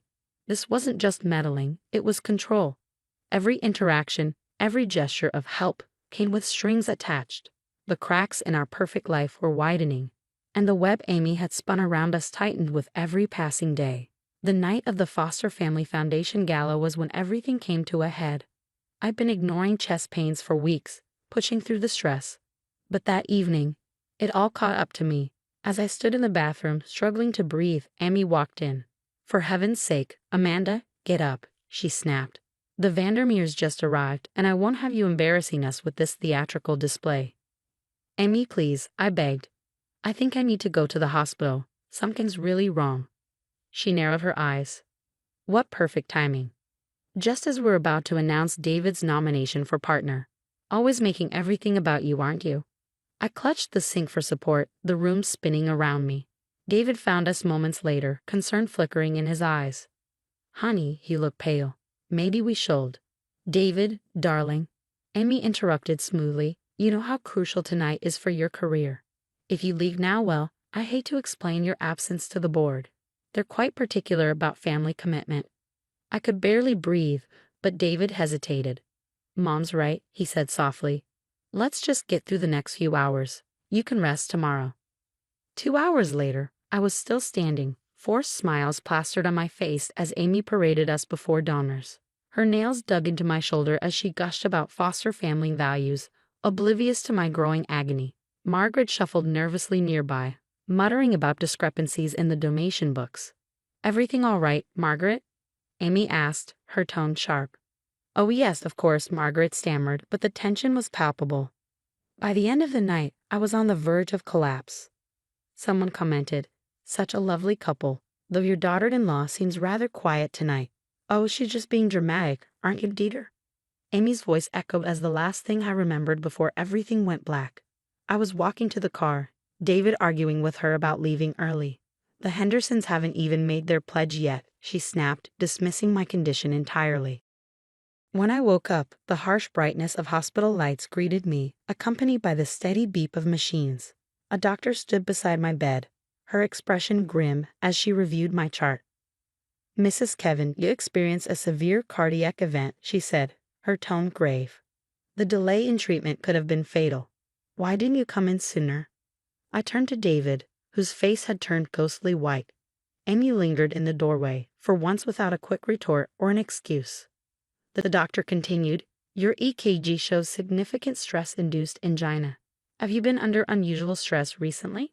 I couldn't help but laugh, though the effort sent the monitor into a flurry of beeps. Stress? I said weakly. They have no idea. But they were about to find out. 3 days into my hospital stay, David left his phone with me while he went to grab coffee. It started buzzing almost immediately. At first, I ignored it, but when the messages kept coming, I glanced at the screen. My hands shook as I scrolled through the text between David and Amy. Claire looked lovely at the office today, didn't she? Such a shame things ended between you two. She's single again, no, one read. Make sure you're at Morton's for lunch tomorrow. Claire mentioned she'll be there with the Anderson case team, said another. And then I found it, messages about a private investigator. Found some interesting things about her father's business troubles, Amy wrote. And that cousin with the DUI. Perfect ammunition. David's replies weren't outright complicit, but they weren't stopping her either. A weak mom, please, here and there. No more than that. I was still processing this betrayal when my phone buzzed with a message from Rachel, David's estranged sister. I heard what happened. Can I come see you?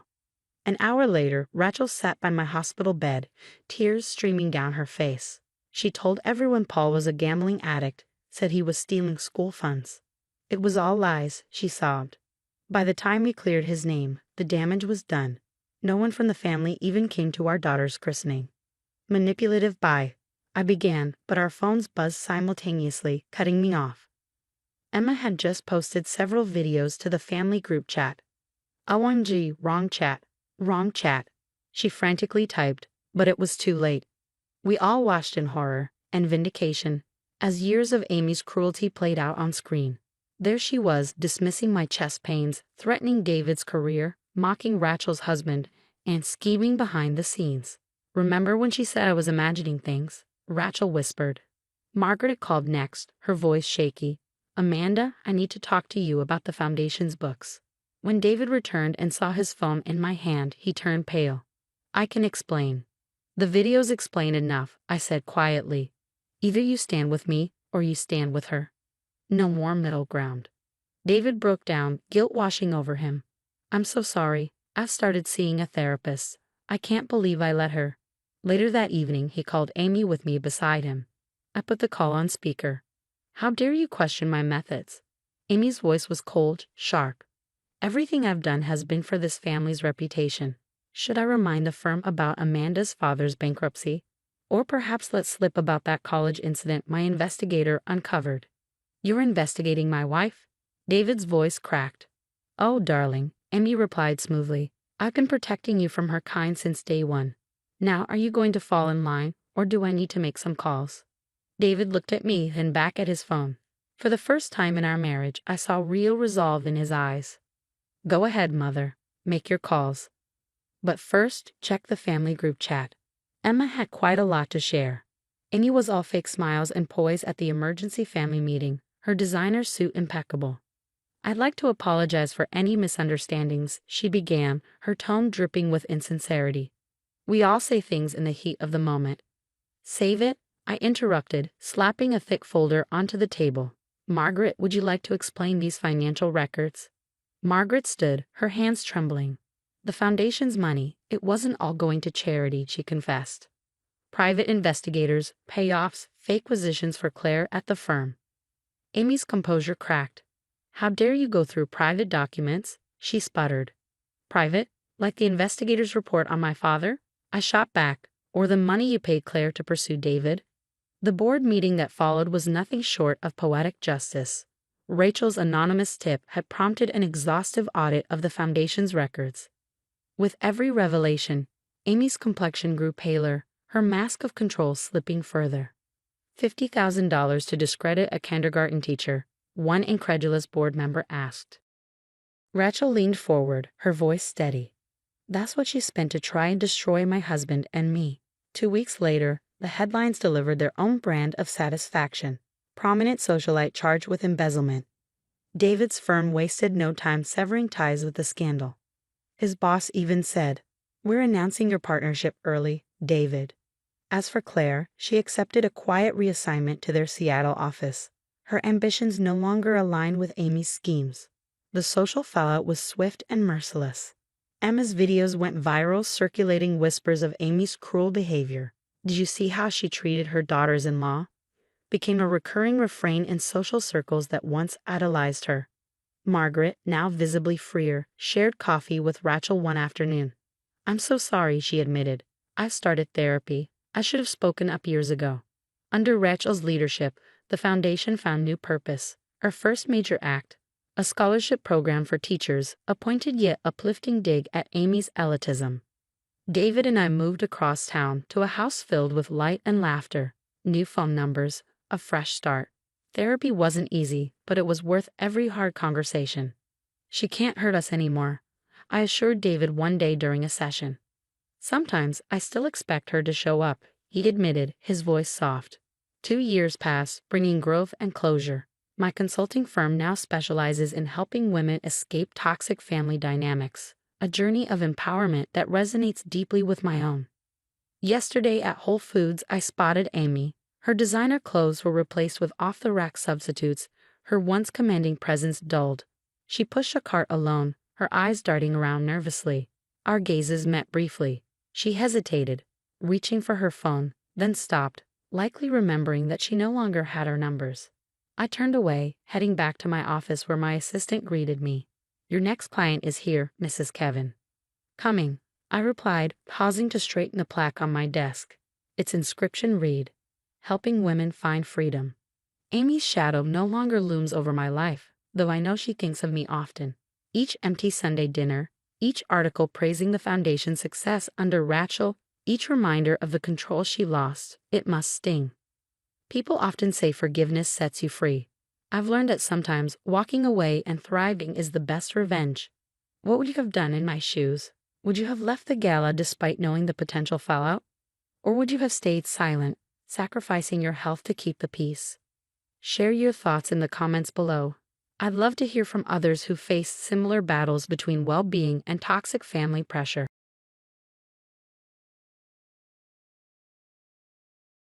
Hi, I'm Carla. Most people just call me Carla, simple and to the point, unlike my life these days. I'm 27 and the proud founder of Next Gen AI Solutions. Ever wonder what it's like to have a sister-in-law who might smash your face through a glass door at your own father's funeral? Let me introduce you to Ella Holmes. Her voice dripped with venom at our weekly family dinner. Jassy Holmes, she spat, like my success was a personal affront. My sister-in-law never missed a chance to take a jab at me. My company actually has working products, Ella. I replied calmly, though my grip on the wine glass tightened. We're revolutionizing healthcare. Dad, ever my rock, squeezed my shoulder. My little genius, he said with pride, even as the oxygen tube in his nose weakened his voice. Wait until they see your new cancer detection algorithm. Ella wasn't finished. She turned her daggered words toward my brother, Mark. Speaking of family businesses, honey, shouldn't you be more involved? I mean, Carla's making millions, and you're still pushing papers at the bank. Mark shifted uncomfortably, avoiding my gaze. I'm doing fine, Ella. Fine? Her laugh was sharp. Your baby sister is worth millions while you settle for fine. That's enough, Dad said, his tone cutting through the tension despite his frailty. I invested in Carla's company because she had the vision and drive. It's not about playing favorites. Later that evening, my best friend Emma cornered me in the kitchen. Watch your back, Carla, she warned. Ella's been asking weird questions about your company's security protocols. She's been hanging around the office too. Lucas, my business partner, confirmed it the next day. She tried to bluff her way past it, claiming she had documents for you. Dad was more pragmatic when I told him over coffee that Sunday. Focus on the product launch, he advised. I've updated everything to protect you and the company. Don't talk like that, I protested. The doctors said the new treatment. My brilliant girl, he interrupted, sliding a Forbes magazine across the table. My face was on the cover. Promise me, Carla. Never let anyone dim your light. Ella stormed in just then, Mark trailing behind her. She took one look at the magazine and smirked. Another cover story. Must be nice having Daddy bankroll your dreams while his own son gets nothing. I earn everything through hard work, I said firmly. Maybe if you spent less time obsessing over my success. Obsessing. Her laugh was cold. You strut around like tech royalty while we can barely afford our mortgage. Mark, tell them about your promotion idea. Ella, stop, Mark pleaded, his voice strained. We talked about this. This is my company, I said, meeting her gaze. And my achievements. For now, she shot back. Things change, sweetheart, sometimes faster than you think. Dad's coughing fit shattered the tension. I rushed to his side, helping with his medication as he gripped my hand urgently. Promise me, he whispered. Stay strong, no matter what happens. Always, Dad, I vowed. But I didn't realize how soon his warning would come to haunt me, or how far Ella's jealousy would go. The call came at 3:00 a.m., shattering the quiet darkness. The hospital's number flashed on my phone screen. My stomach dropped. Miss Matthews, the voice on the line said, your father has been rushed to the emergency room. He collapsed at home. I was already grabbing my keys when Mark called. Carla, I'm picking you up. Dad's security system alerted us. The hospital corridors seemed endless. When we arrived, Ella was already there, rifling through Dad's briefcase, which the paramedics had brought in. What the hell are you doing? I demanded, my voice sharp with anger. Someone has to handle things, she snapped, clutching papers like they were her lifeline. You're too busy playing tech queen. Put those down. Now. Before she could respond, the doctor arrived, his grave expression freezing us in place. Mr. Matthews suffered a massive heart attack. We're doing everything we can. Hours dragged by in the waiting room. Mark paced restlessly while Ella whispered furiously on her phone. I caught snippets of her conversation. Yes, I'm at the hospital. No, nothing's been signed yet. When the doctor returned, his face said it all. Family of James Matthews. My legs gave out as Mark caught me. I'm so sorry, the doctor said. We did everything possible.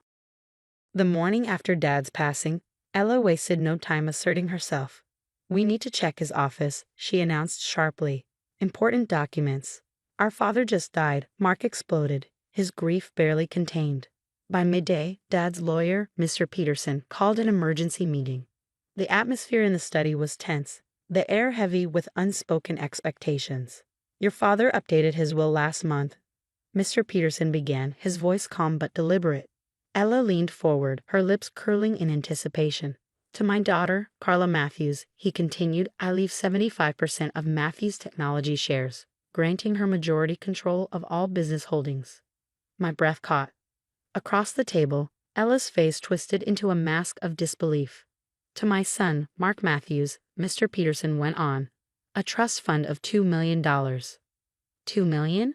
Ella's voice rose in a shriek. While she gets billions in company shares. Mr. Peterson adjusted his glasses and continued undeterred. Additionally, the mansion and remaining assets will be divided. 70% to Carla, 30% to Mark. This is ridiculous. Ella slammed her fist on the desk. She manipulated him while he was sick. The will is ironclad, Mr. Peterson replied firmly. Mr. Matthews was fully competent and confident in these decisions. We'll contest it, Ella snarled, turning to Mark. Tell them, Mark. But Mark only stared at his shoes. Dad's wishes were clear, he mumbled. You pathetic excuse for a son. Ella screamed, her voice echoing in the study. She's stealing your birthright. Mrs. Matthews, Mr. Peterson interjected, his tone sharp. Compose yourself.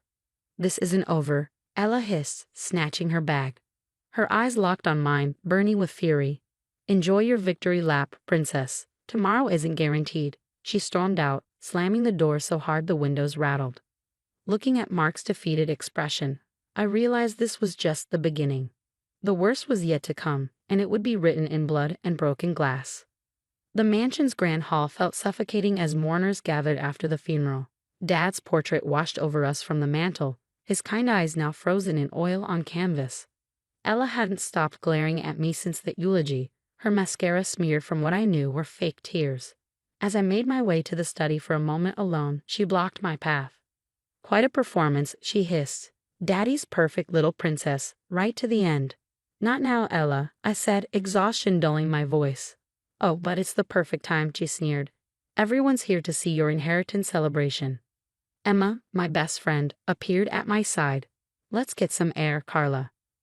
Grateful for the escape, I headed to Dad's study, needing a moment with his memory. The sound of clicking heels echoed behind me. Running away again? Ella's voice was venomous. Just like you ran away with our family's legacy. I turned to face her, the weight of her resentment bearing down on me.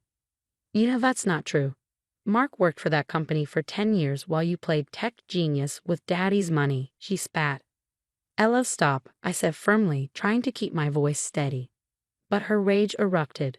With a shriek she lunged, slamming me into the decorative glass door. The impact was deafening. Glass shattered around me as my face hit the panel with crushing force. Pain seared through me, and I collapsed, blood streaming down my face.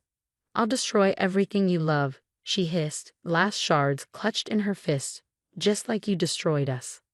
Before she could strike again, Lucas tackled her to the ground. You're insane, he shouted as chaos erupted around us.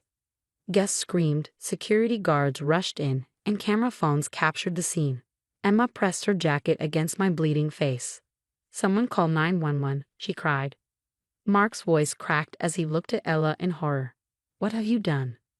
What you were too weak to do, she screamed back, thrashing against Lucas. Look at her, bleeding like the leech she is. Police sirens wailed in the distance, the flashing lights cutting through the chaos. Officers stormed in, weapons drawn. Everyone down, hands where we can see them. She tried to kill my friend, Emma shouted, holding up her phone. I got it all on video. Ella was cuffed, still screaming accusations. She stole everything. Our future. Our company. Security footage confirmed the attack. As paramedics lifted me into the ambulance, Dad's words echoed in my mind. Stay strong, no matter what happens. In the courtroom weeks later, Ella stood for sentencing, her designer clothes replaced by prison orange. Her arrogance was gone, replaced by hollow desperation as the evidence against her mounted. Assault, theft, fraud, and attempted corporate espionage. The most disturbing charge, the judge said, his voice cold, is the premeditated attack on your sister-in-law. Emma squeezed my hand as the security footage played, the glass door shattering, my bloody face, Ella's wild eyes as she lunged for me again. Your Honor, Ella's voice quivered. I was desperate. The gambling debts. Save it, the judge interrupted. The evidence shows years of calculated fraud. Mr. Peterson rose next, revealing the depths of her crimes. $2.3 million stolen through fake property deals, secret credit cards, and attempted corporate sabotage. Mark slumped in his seat beside me, destroyed by each revelation. I did it for us, Mark. Ella sobbed as officers led her away. She took everything. The judge's gavel fell. 15 years. No possibility of early release. As she was escorted out, Ella's mask finally cracked. Carla, please, she begged. I'm sorry.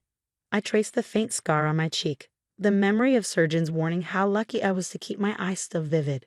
Your apology means nothing, I murmured, the weight of Ella's sentencing lingering in the air. Outside, reporters swarmed. Miss Matthews, any comment on the sentencing? Justice was served, I stated simply, stepping toward my waiting car. Carla, wait. Mark's voice stopped me. We hadn't really spoken since the divorce. His eyes, heavy with guilt, searched mine. What's left to say? I asked. I was blind, weak. I let Ella poison everything. His voice cracked, and tears spilled freely. I lost my sister because of her. You didn't lose me, I said softly, but trust takes time. I understand, he said, his voice trembling. I'll earn it back, somehow. 2 weeks later, I called an emergency board meeting. The room buzzed with quiet curiosity as I stood at the head of the table. I'm restructuring the company's shares, I announced. Mark will receive 40% ownership and step in as chief financial officer. Gasps rippled through the room. Emma leaned forward. Carla, after everything. Dad built this company believing in family, I interrupted. Ella nearly destroyed that. I won't let her win by losing my brother too. Mark's hands trembled as he picked up the contract. I don't deserve this.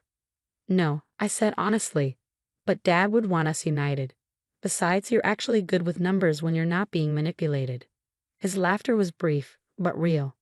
Weeks later, a Forbes cover sat on my desk. The Matthews siblings. Tech's new power due. Below it, Ella's prison intake photo served as a sobering reminder that karma doesn't miss. My scars have faded, but they tell a story. A story of survival, growth, and choosing to rise above hatred. Mark and I rebuilt more than a company, we rebuilt trust. Last week, another letter arrived from Ella's prison. Like the others, it went straight to the shredder, unopened. Some broken things can't be fixed, but family, real family, is worth fighting for. Dad always told me to stay strong, and he was right. But he taught me something else too. True power isn't in destroying your enemies, it's in choosing to be better than them. Every Sunday, Mark and I visit Dad's grave. We share coffee and updates about the company he believed in so deeply. Sometimes, as I watch the sunlight dance across his headstone, I swear I see him smiling, watching his children finally become the team he always knew we could be. As for Ella, she has 14 more years to reflect on how her jealousy cost her everything, while the family she tried to destroy grew stronger. What would you do if the person who tried to destroy you lost everything? Would you help them rebuild or let karma take its course? In my case, Ella lost her freedom, marriage, career, and reputation. I chose to rebuild with Mark, but I still shred every letter she sends without a second thought.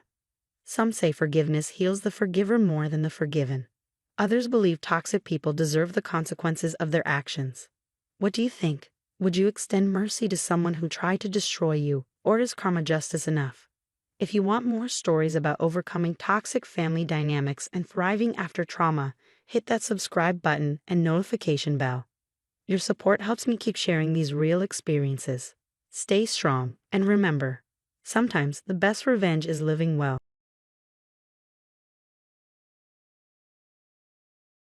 Hi, everyone. I'm Patricia.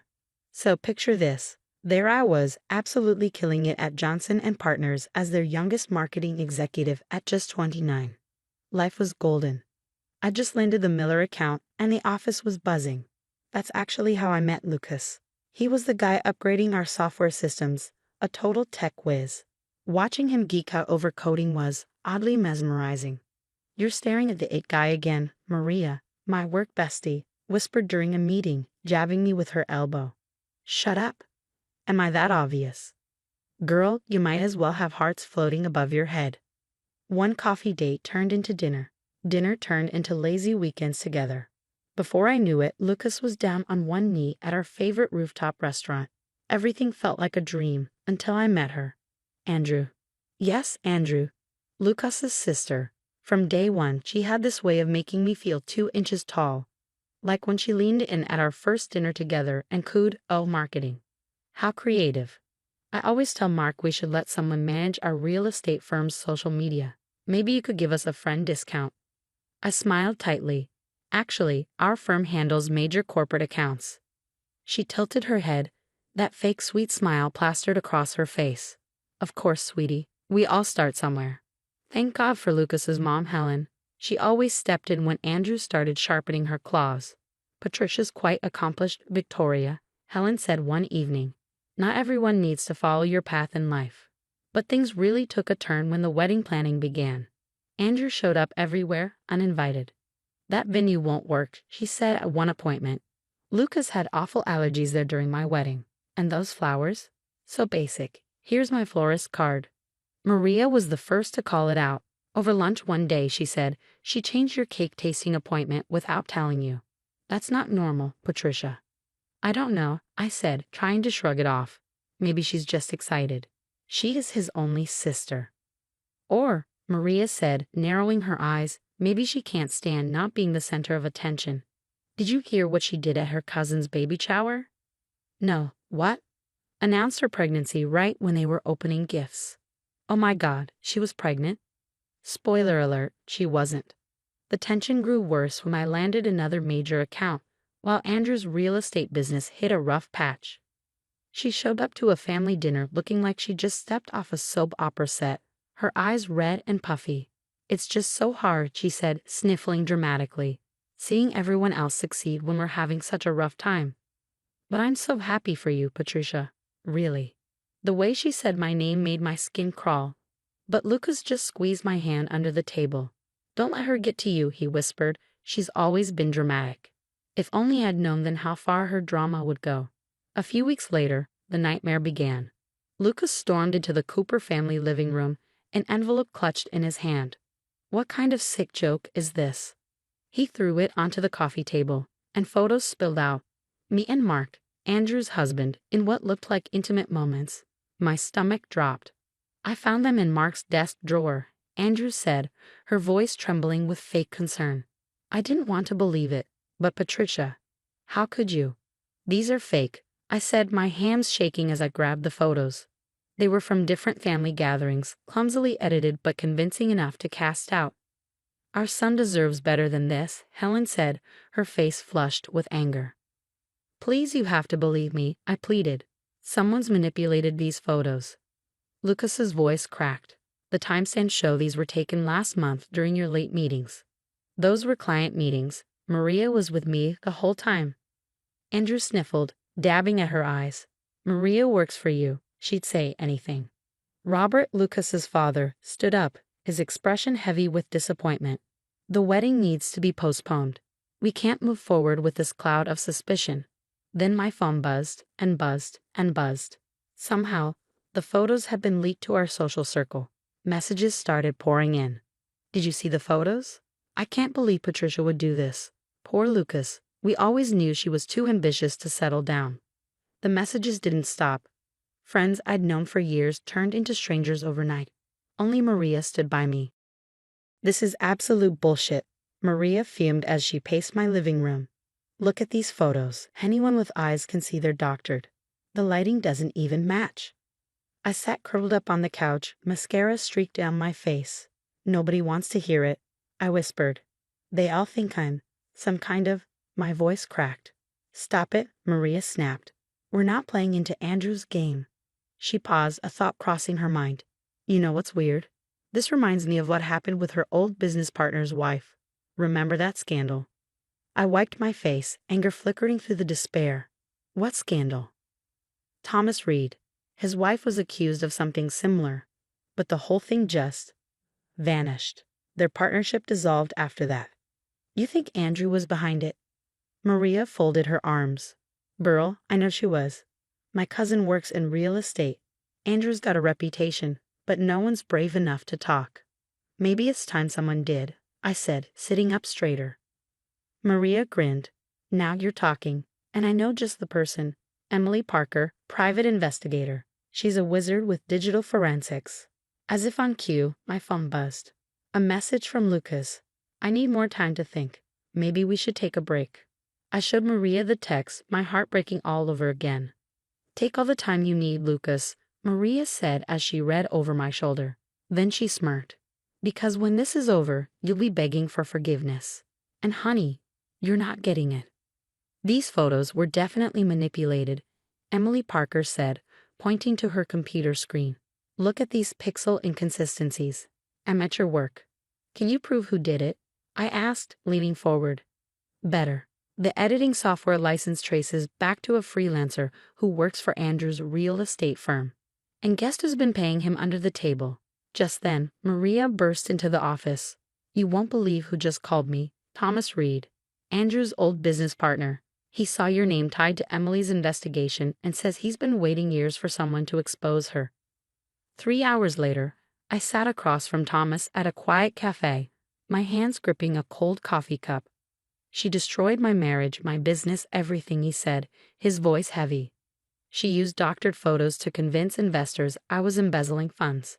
By the time I cleared my name, she'd stolen my client list and started her own firm. Why didn't you expose her? I asked. She had dirt on my brother's company. She threatened to leak it. But now, he slid a USB drive across the table. This proves she's been running a property flipping scheme, fake documents, fraudulent inspections. The works. Maria's research uncovered more victims. Andrew's college roommate driven out of their shared business. A cousin whose fiancé mysteriously called off their engagement after Andrew helpfully shared concerning texts. Emily called me late one night. I followed the money trail from Andrew's scams. Her firm's drowning in debt. But Mark? He's been moving serious cash through offshore accounts. What kind of cash? The kind that catches the SEC's attention. Insider trading, using his clients' investment info. Andrew's property schemes are just a cover. My phone buzzed again. Helen this time. We miss you, Patricia. Maybe if you just apologized. I typed back, still not feeling well. Need more time alone. Emily's voice pulled me back. Remember the freelancer who edited your photos? Turns out he's been working for Andrew for years. Family photos, business documents, even court records. And he kept receipts. Thomas called again. The SEC is very interested in Mark's trading activity. They just need more evidence. Tell them to wait, I said, my resolve hardening. I want Andrew exposed all at once. The annual Cooper family brunch is next month. Maria reminded me. Helen's been begging you to come. Perfect timing, I said. By then, we'll have everything. Emily looked up from her computer, her expression sharp. Speaking of timing, you won't believe this. Mark and Andrew are planning to sell the company and flee the country. I smiled for the first time in weeks. Then we better move fast. I smiled, a plan forming. Let them think they've got time. The Cooper family brunch was going to be unforgettable. Is everyone ready? I texted our group chat. Agents in position, Emily replied. Thomas and the others are waiting for your signal, Maria confirmed.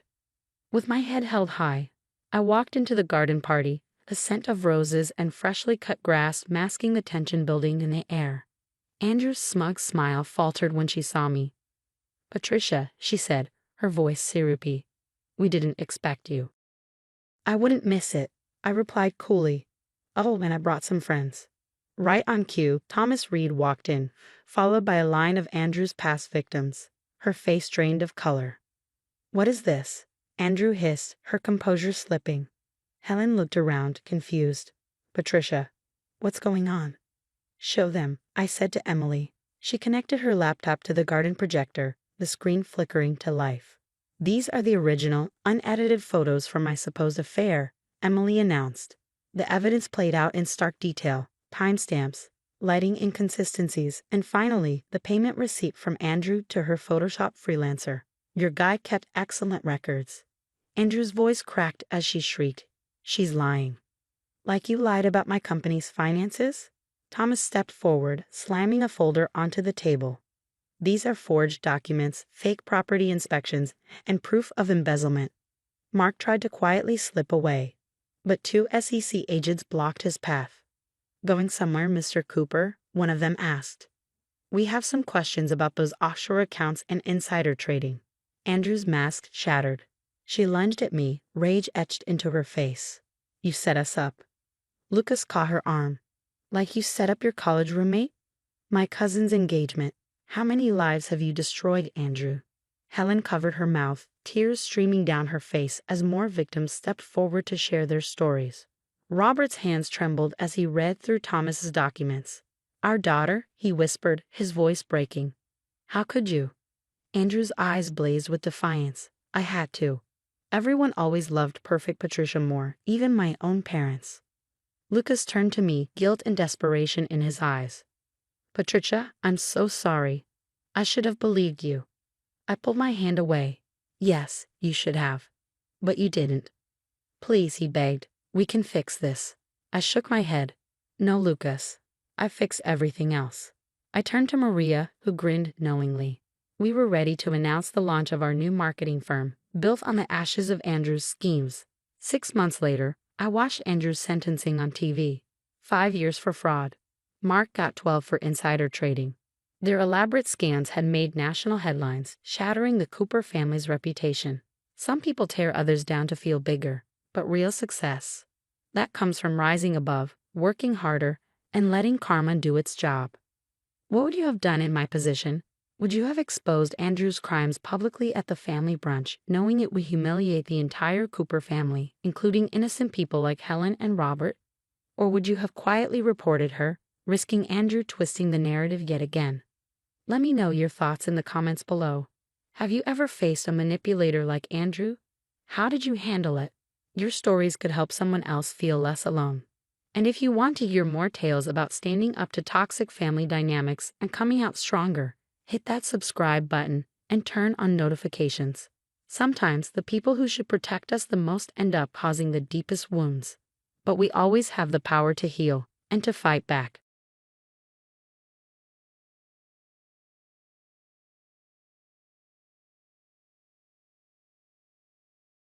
Hi, I'm Barbara, a 29-year-old interior designer from Chicago. Trust me, this story will show you that family isn't always what it seems. Honey, I think those modern pendant lights you picked would look perfect here, James says, watching me arrange furniture in our latest project, a luxury penthouse.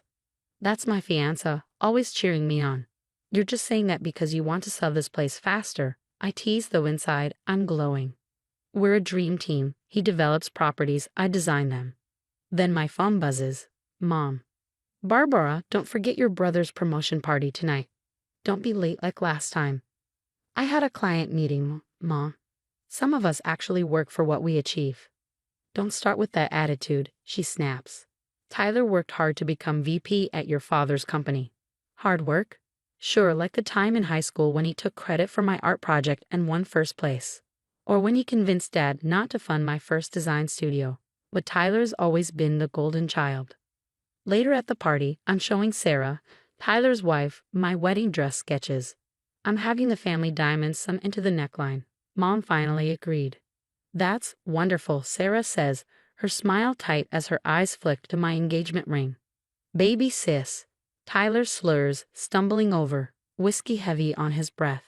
Still playing with your little decoration business. It's called interior design, Tyler.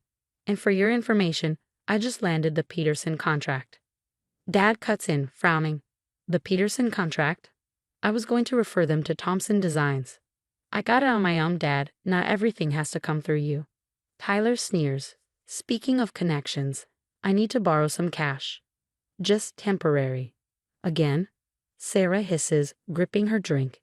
We talked about this. Later, I catch Tyler on the phone in the garden.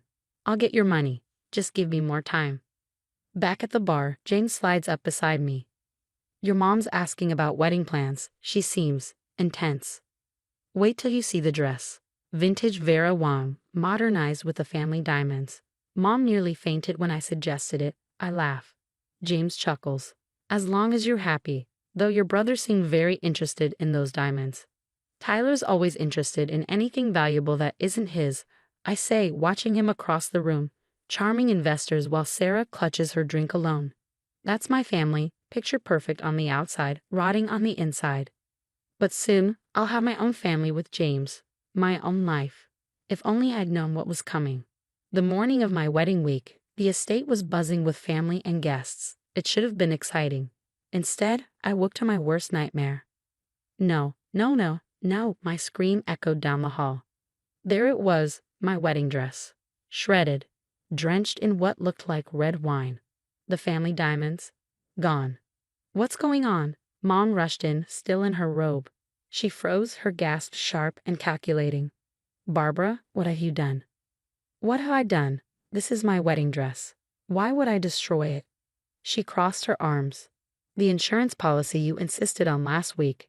That was your idea. You said I needed coverage for the diamonds. James burst into the room, followed by Tyler and Sarah. Babe, what happened? Someone destroyed my dress and stole the diamonds. I checked the security footage, Tyler announced. It's gone. Strange timing, huh, sis? What are you implying? I demanded. Tyler smirked, pulling out his phone. You've been researching insurance fraud. He held up screenshots of my supposed browser history. That's impossible. I didn't. And then there's this. He hit play on a recording. My own voice echoed in the room. The diamonds alone are worth enough to start over. It was from a conversation with Madison about starting my own firm. I protested, blaring at Tyler. Completely out of context. James stepped back, his face clouded with doubt. Barbara, just tell me the truth. You can't seriously believe this, I snapped. I'm being set up. Dad stormed into the room, his voice thunderous. The police are on their way.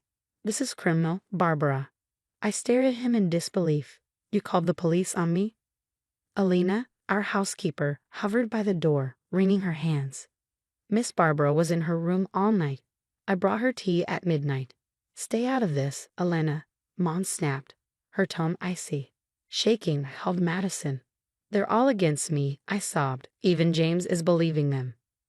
Girl, something's not right, Madison replied sharply. Tyler was acting weird at the rehearsal dinner. Stay put, I'm coming. The police arrived soon after, taking statements as I sat helplessly. The detective gave me a skeptical look. Miss, your family's evidence is quite compelling. Evidence they fabricated, and muttered, but it felt like no one was listening. Later, Sarah approached me with fake sympathy dripping from her voice. Maybe if you confess, they'll go easier on you. I fixed her with a cold stare. I think you know exactly what happened, Sarah. She flinched, just slightly, before walking away. By the time James found me packing my bags, I was done. The wedding's off, isn't it? I said, not bothering to look at him. Barbara, he hesitated. They're your family. Why would they lie? Because they've been doing it my whole life, and you never wanted to see it, I said, my voice breaking. Madison burst in like a hurricane, her presence a lifeline. I'm getting you out of here. Something stinks, and it's not just your brother's cheap cologne. As I left, Mom's voice followed me. If you walk away now, don't bother coming back. Don't worry, Mother. I won't. Elena slipped me a folded note as I passed. I saw something last night. Call me. Dad's voice was the last thing I heard before the door closed. You're making a big mistake, young lady. We can still fix this if you admit what you did. Madison's dining table was covered in papers, bank statements, transaction logs, and screenshots. Living with her this past week had been my saving grace. Tyler's been moving money around like a shell-game artist, Madison said, pushing a statement toward me. My hands trembled as I scanned the documents. These withdrawals, they're always right before his business trips. And these deposits, Lucky Star Gaming, Royal Flush Casino. My phone buzzed. It was Alina. Miss Barbara, she whispered, her voice shaky. I need to tell you something. Last night wasn't the first time. What do you mean? I asked, gripping the phone tightly. Mr. Tyler, he's been having these calls late at night in the garden. Last week, I heard him begging someone for more time. They said something about breaking legs. He was crying. Did you tell my parents? They don't listen to the help, miss. But there's more. The night your dress was destroyed, I heard him again. He said, It's done. You'll get your payment tomorrow. Madison's eyes widened. Barbara, look at this. She pointed at more records. Tyler's been visiting First Choice Pawn every Tuesday for the past month. The family diamonds. And this deposit, I said, my heart sinking. It's massive, and it's the day after my dress was destroyed. My phone dinged with a text from Sarah. We need to talk. Tyler's acting strange. Don't respond, Madison warned. It could be another setup. Before I could decide, Tyler's name flashed on my screen. Against my better judgment, I answered, putting it on speaker. Madison hit record. You need to back off, Tyler hissed. Or what? I shot back. Going to destroy another dress. Listen here, he snarled. You have no idea what you're dealing with. Keep digging, and things will get a lot worse than a ruined wedding. Are the loan sharks squeezing you that hard, brother dear? His breath caught. You don't know anything. Of what I do, I said, my voice dripping with contempt. First choice pawn. The casinos. The late night calls. If you don't shut your mouth, Tyler, your little empire will crumble. Accidents happen, sis, he growled. Consider this your only warning. The line went dead, and Madison was already gathering the evidence. That's it. We're taking this to your parents. Now. Back at my parents' house, it was the same old story. These bank statements are clearly forged, Dad dismissed, barely glancing at the evidence Madison had uncovered. She could have faked them at her job. I played the recording of Tyler's threats, my voice trembling with frustration. Mom actually laughed. You've always been jealous of your brother's success, she said with a smug smile. This is a new low, even for you. He threatened me. I protested. Dad folded his arms. He's under stress, thanks to your baseless accusations. If you drop this nonsense now, we might still salvage this family's reputation. Your reputation? I snapped. What about my life? He's trying to ruin me. You ruined your own life with this insurance scam, Mom shot back. Tyler would never gamble away his future. As if on cue, Tyler strolled in, his corporate mask firmly in place. Still spreading lies, sis. I didn't respond. Instead, I turned my phone toward him, hitting play on the casino security footage Madison had dug up. His face went white. Get out of my house, Dad thundered, pointing to the door, and take your forged evidence with you. As I walked out, Tyler's phone rang. He hesitated before answering. Mr. Chang, please, he whispered, his voice cracking. I just need one more day. I smiled. The walls were closing in on my dear brother, whether my parents wanted to see it or not. 6 months later, I stood in what would soon be Chicago's hottest new restaurant, surveying the exposed brick walls and industrial accents. This detail is exactly what this space needed, I told my newest client. My phone buzzed. David, still on for dinner. I've got some interesting news about your family's company. Dating a district attorney has its perks, especially one who understands toxic family dynamics. Madison's matchmaking skills, as always, were spot on. 3 guys in leather jackets showed up at your dad's office today, David told me over dinner. Security had to escort them out. They were shouting about Tyler's debts. The next morning, the Chicago Tribune headline read, Harrison family business under investigation for massive fraud. Madison's bank had uncovered years of embezzlement. Later that day, Elena called. Miss Barbara, remember the backup system Mr. Harrison had installed last year? I saved all the footage. The police have Tyler on camera destroying your dress. My phone rang again. Mom, decline. Then Dad, decline. A text from Tyler. Please, I need help. They're going to arrest me. By evening, every channel was covering the story. Prominent Chicago family in shambles. VP son faces criminal charges. I sat in my new office, thinking about the scared girl who once begged for her family's approval. She's gone now. My first mentee arrived, a young designer with big dreams. As I shared my story, teaching her to recognize red flags and value herself, I realized something profound. Sometimes, losing everything is life's way of showing you what you never needed in the first place. And now, I have a question for you. What would you do if your entire family united against you and the person you were about to marry started doubting you? Would you fight to prove your innocence like I did? Or would you walk away and start fresh without looking back?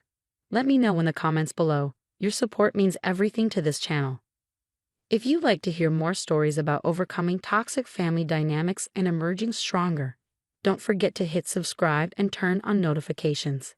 I read every comment and can't wait to hear your thoughts. Where do you draw the line between forgiveness and self-preservation? Would you give your parents a second chance after everything fell apart?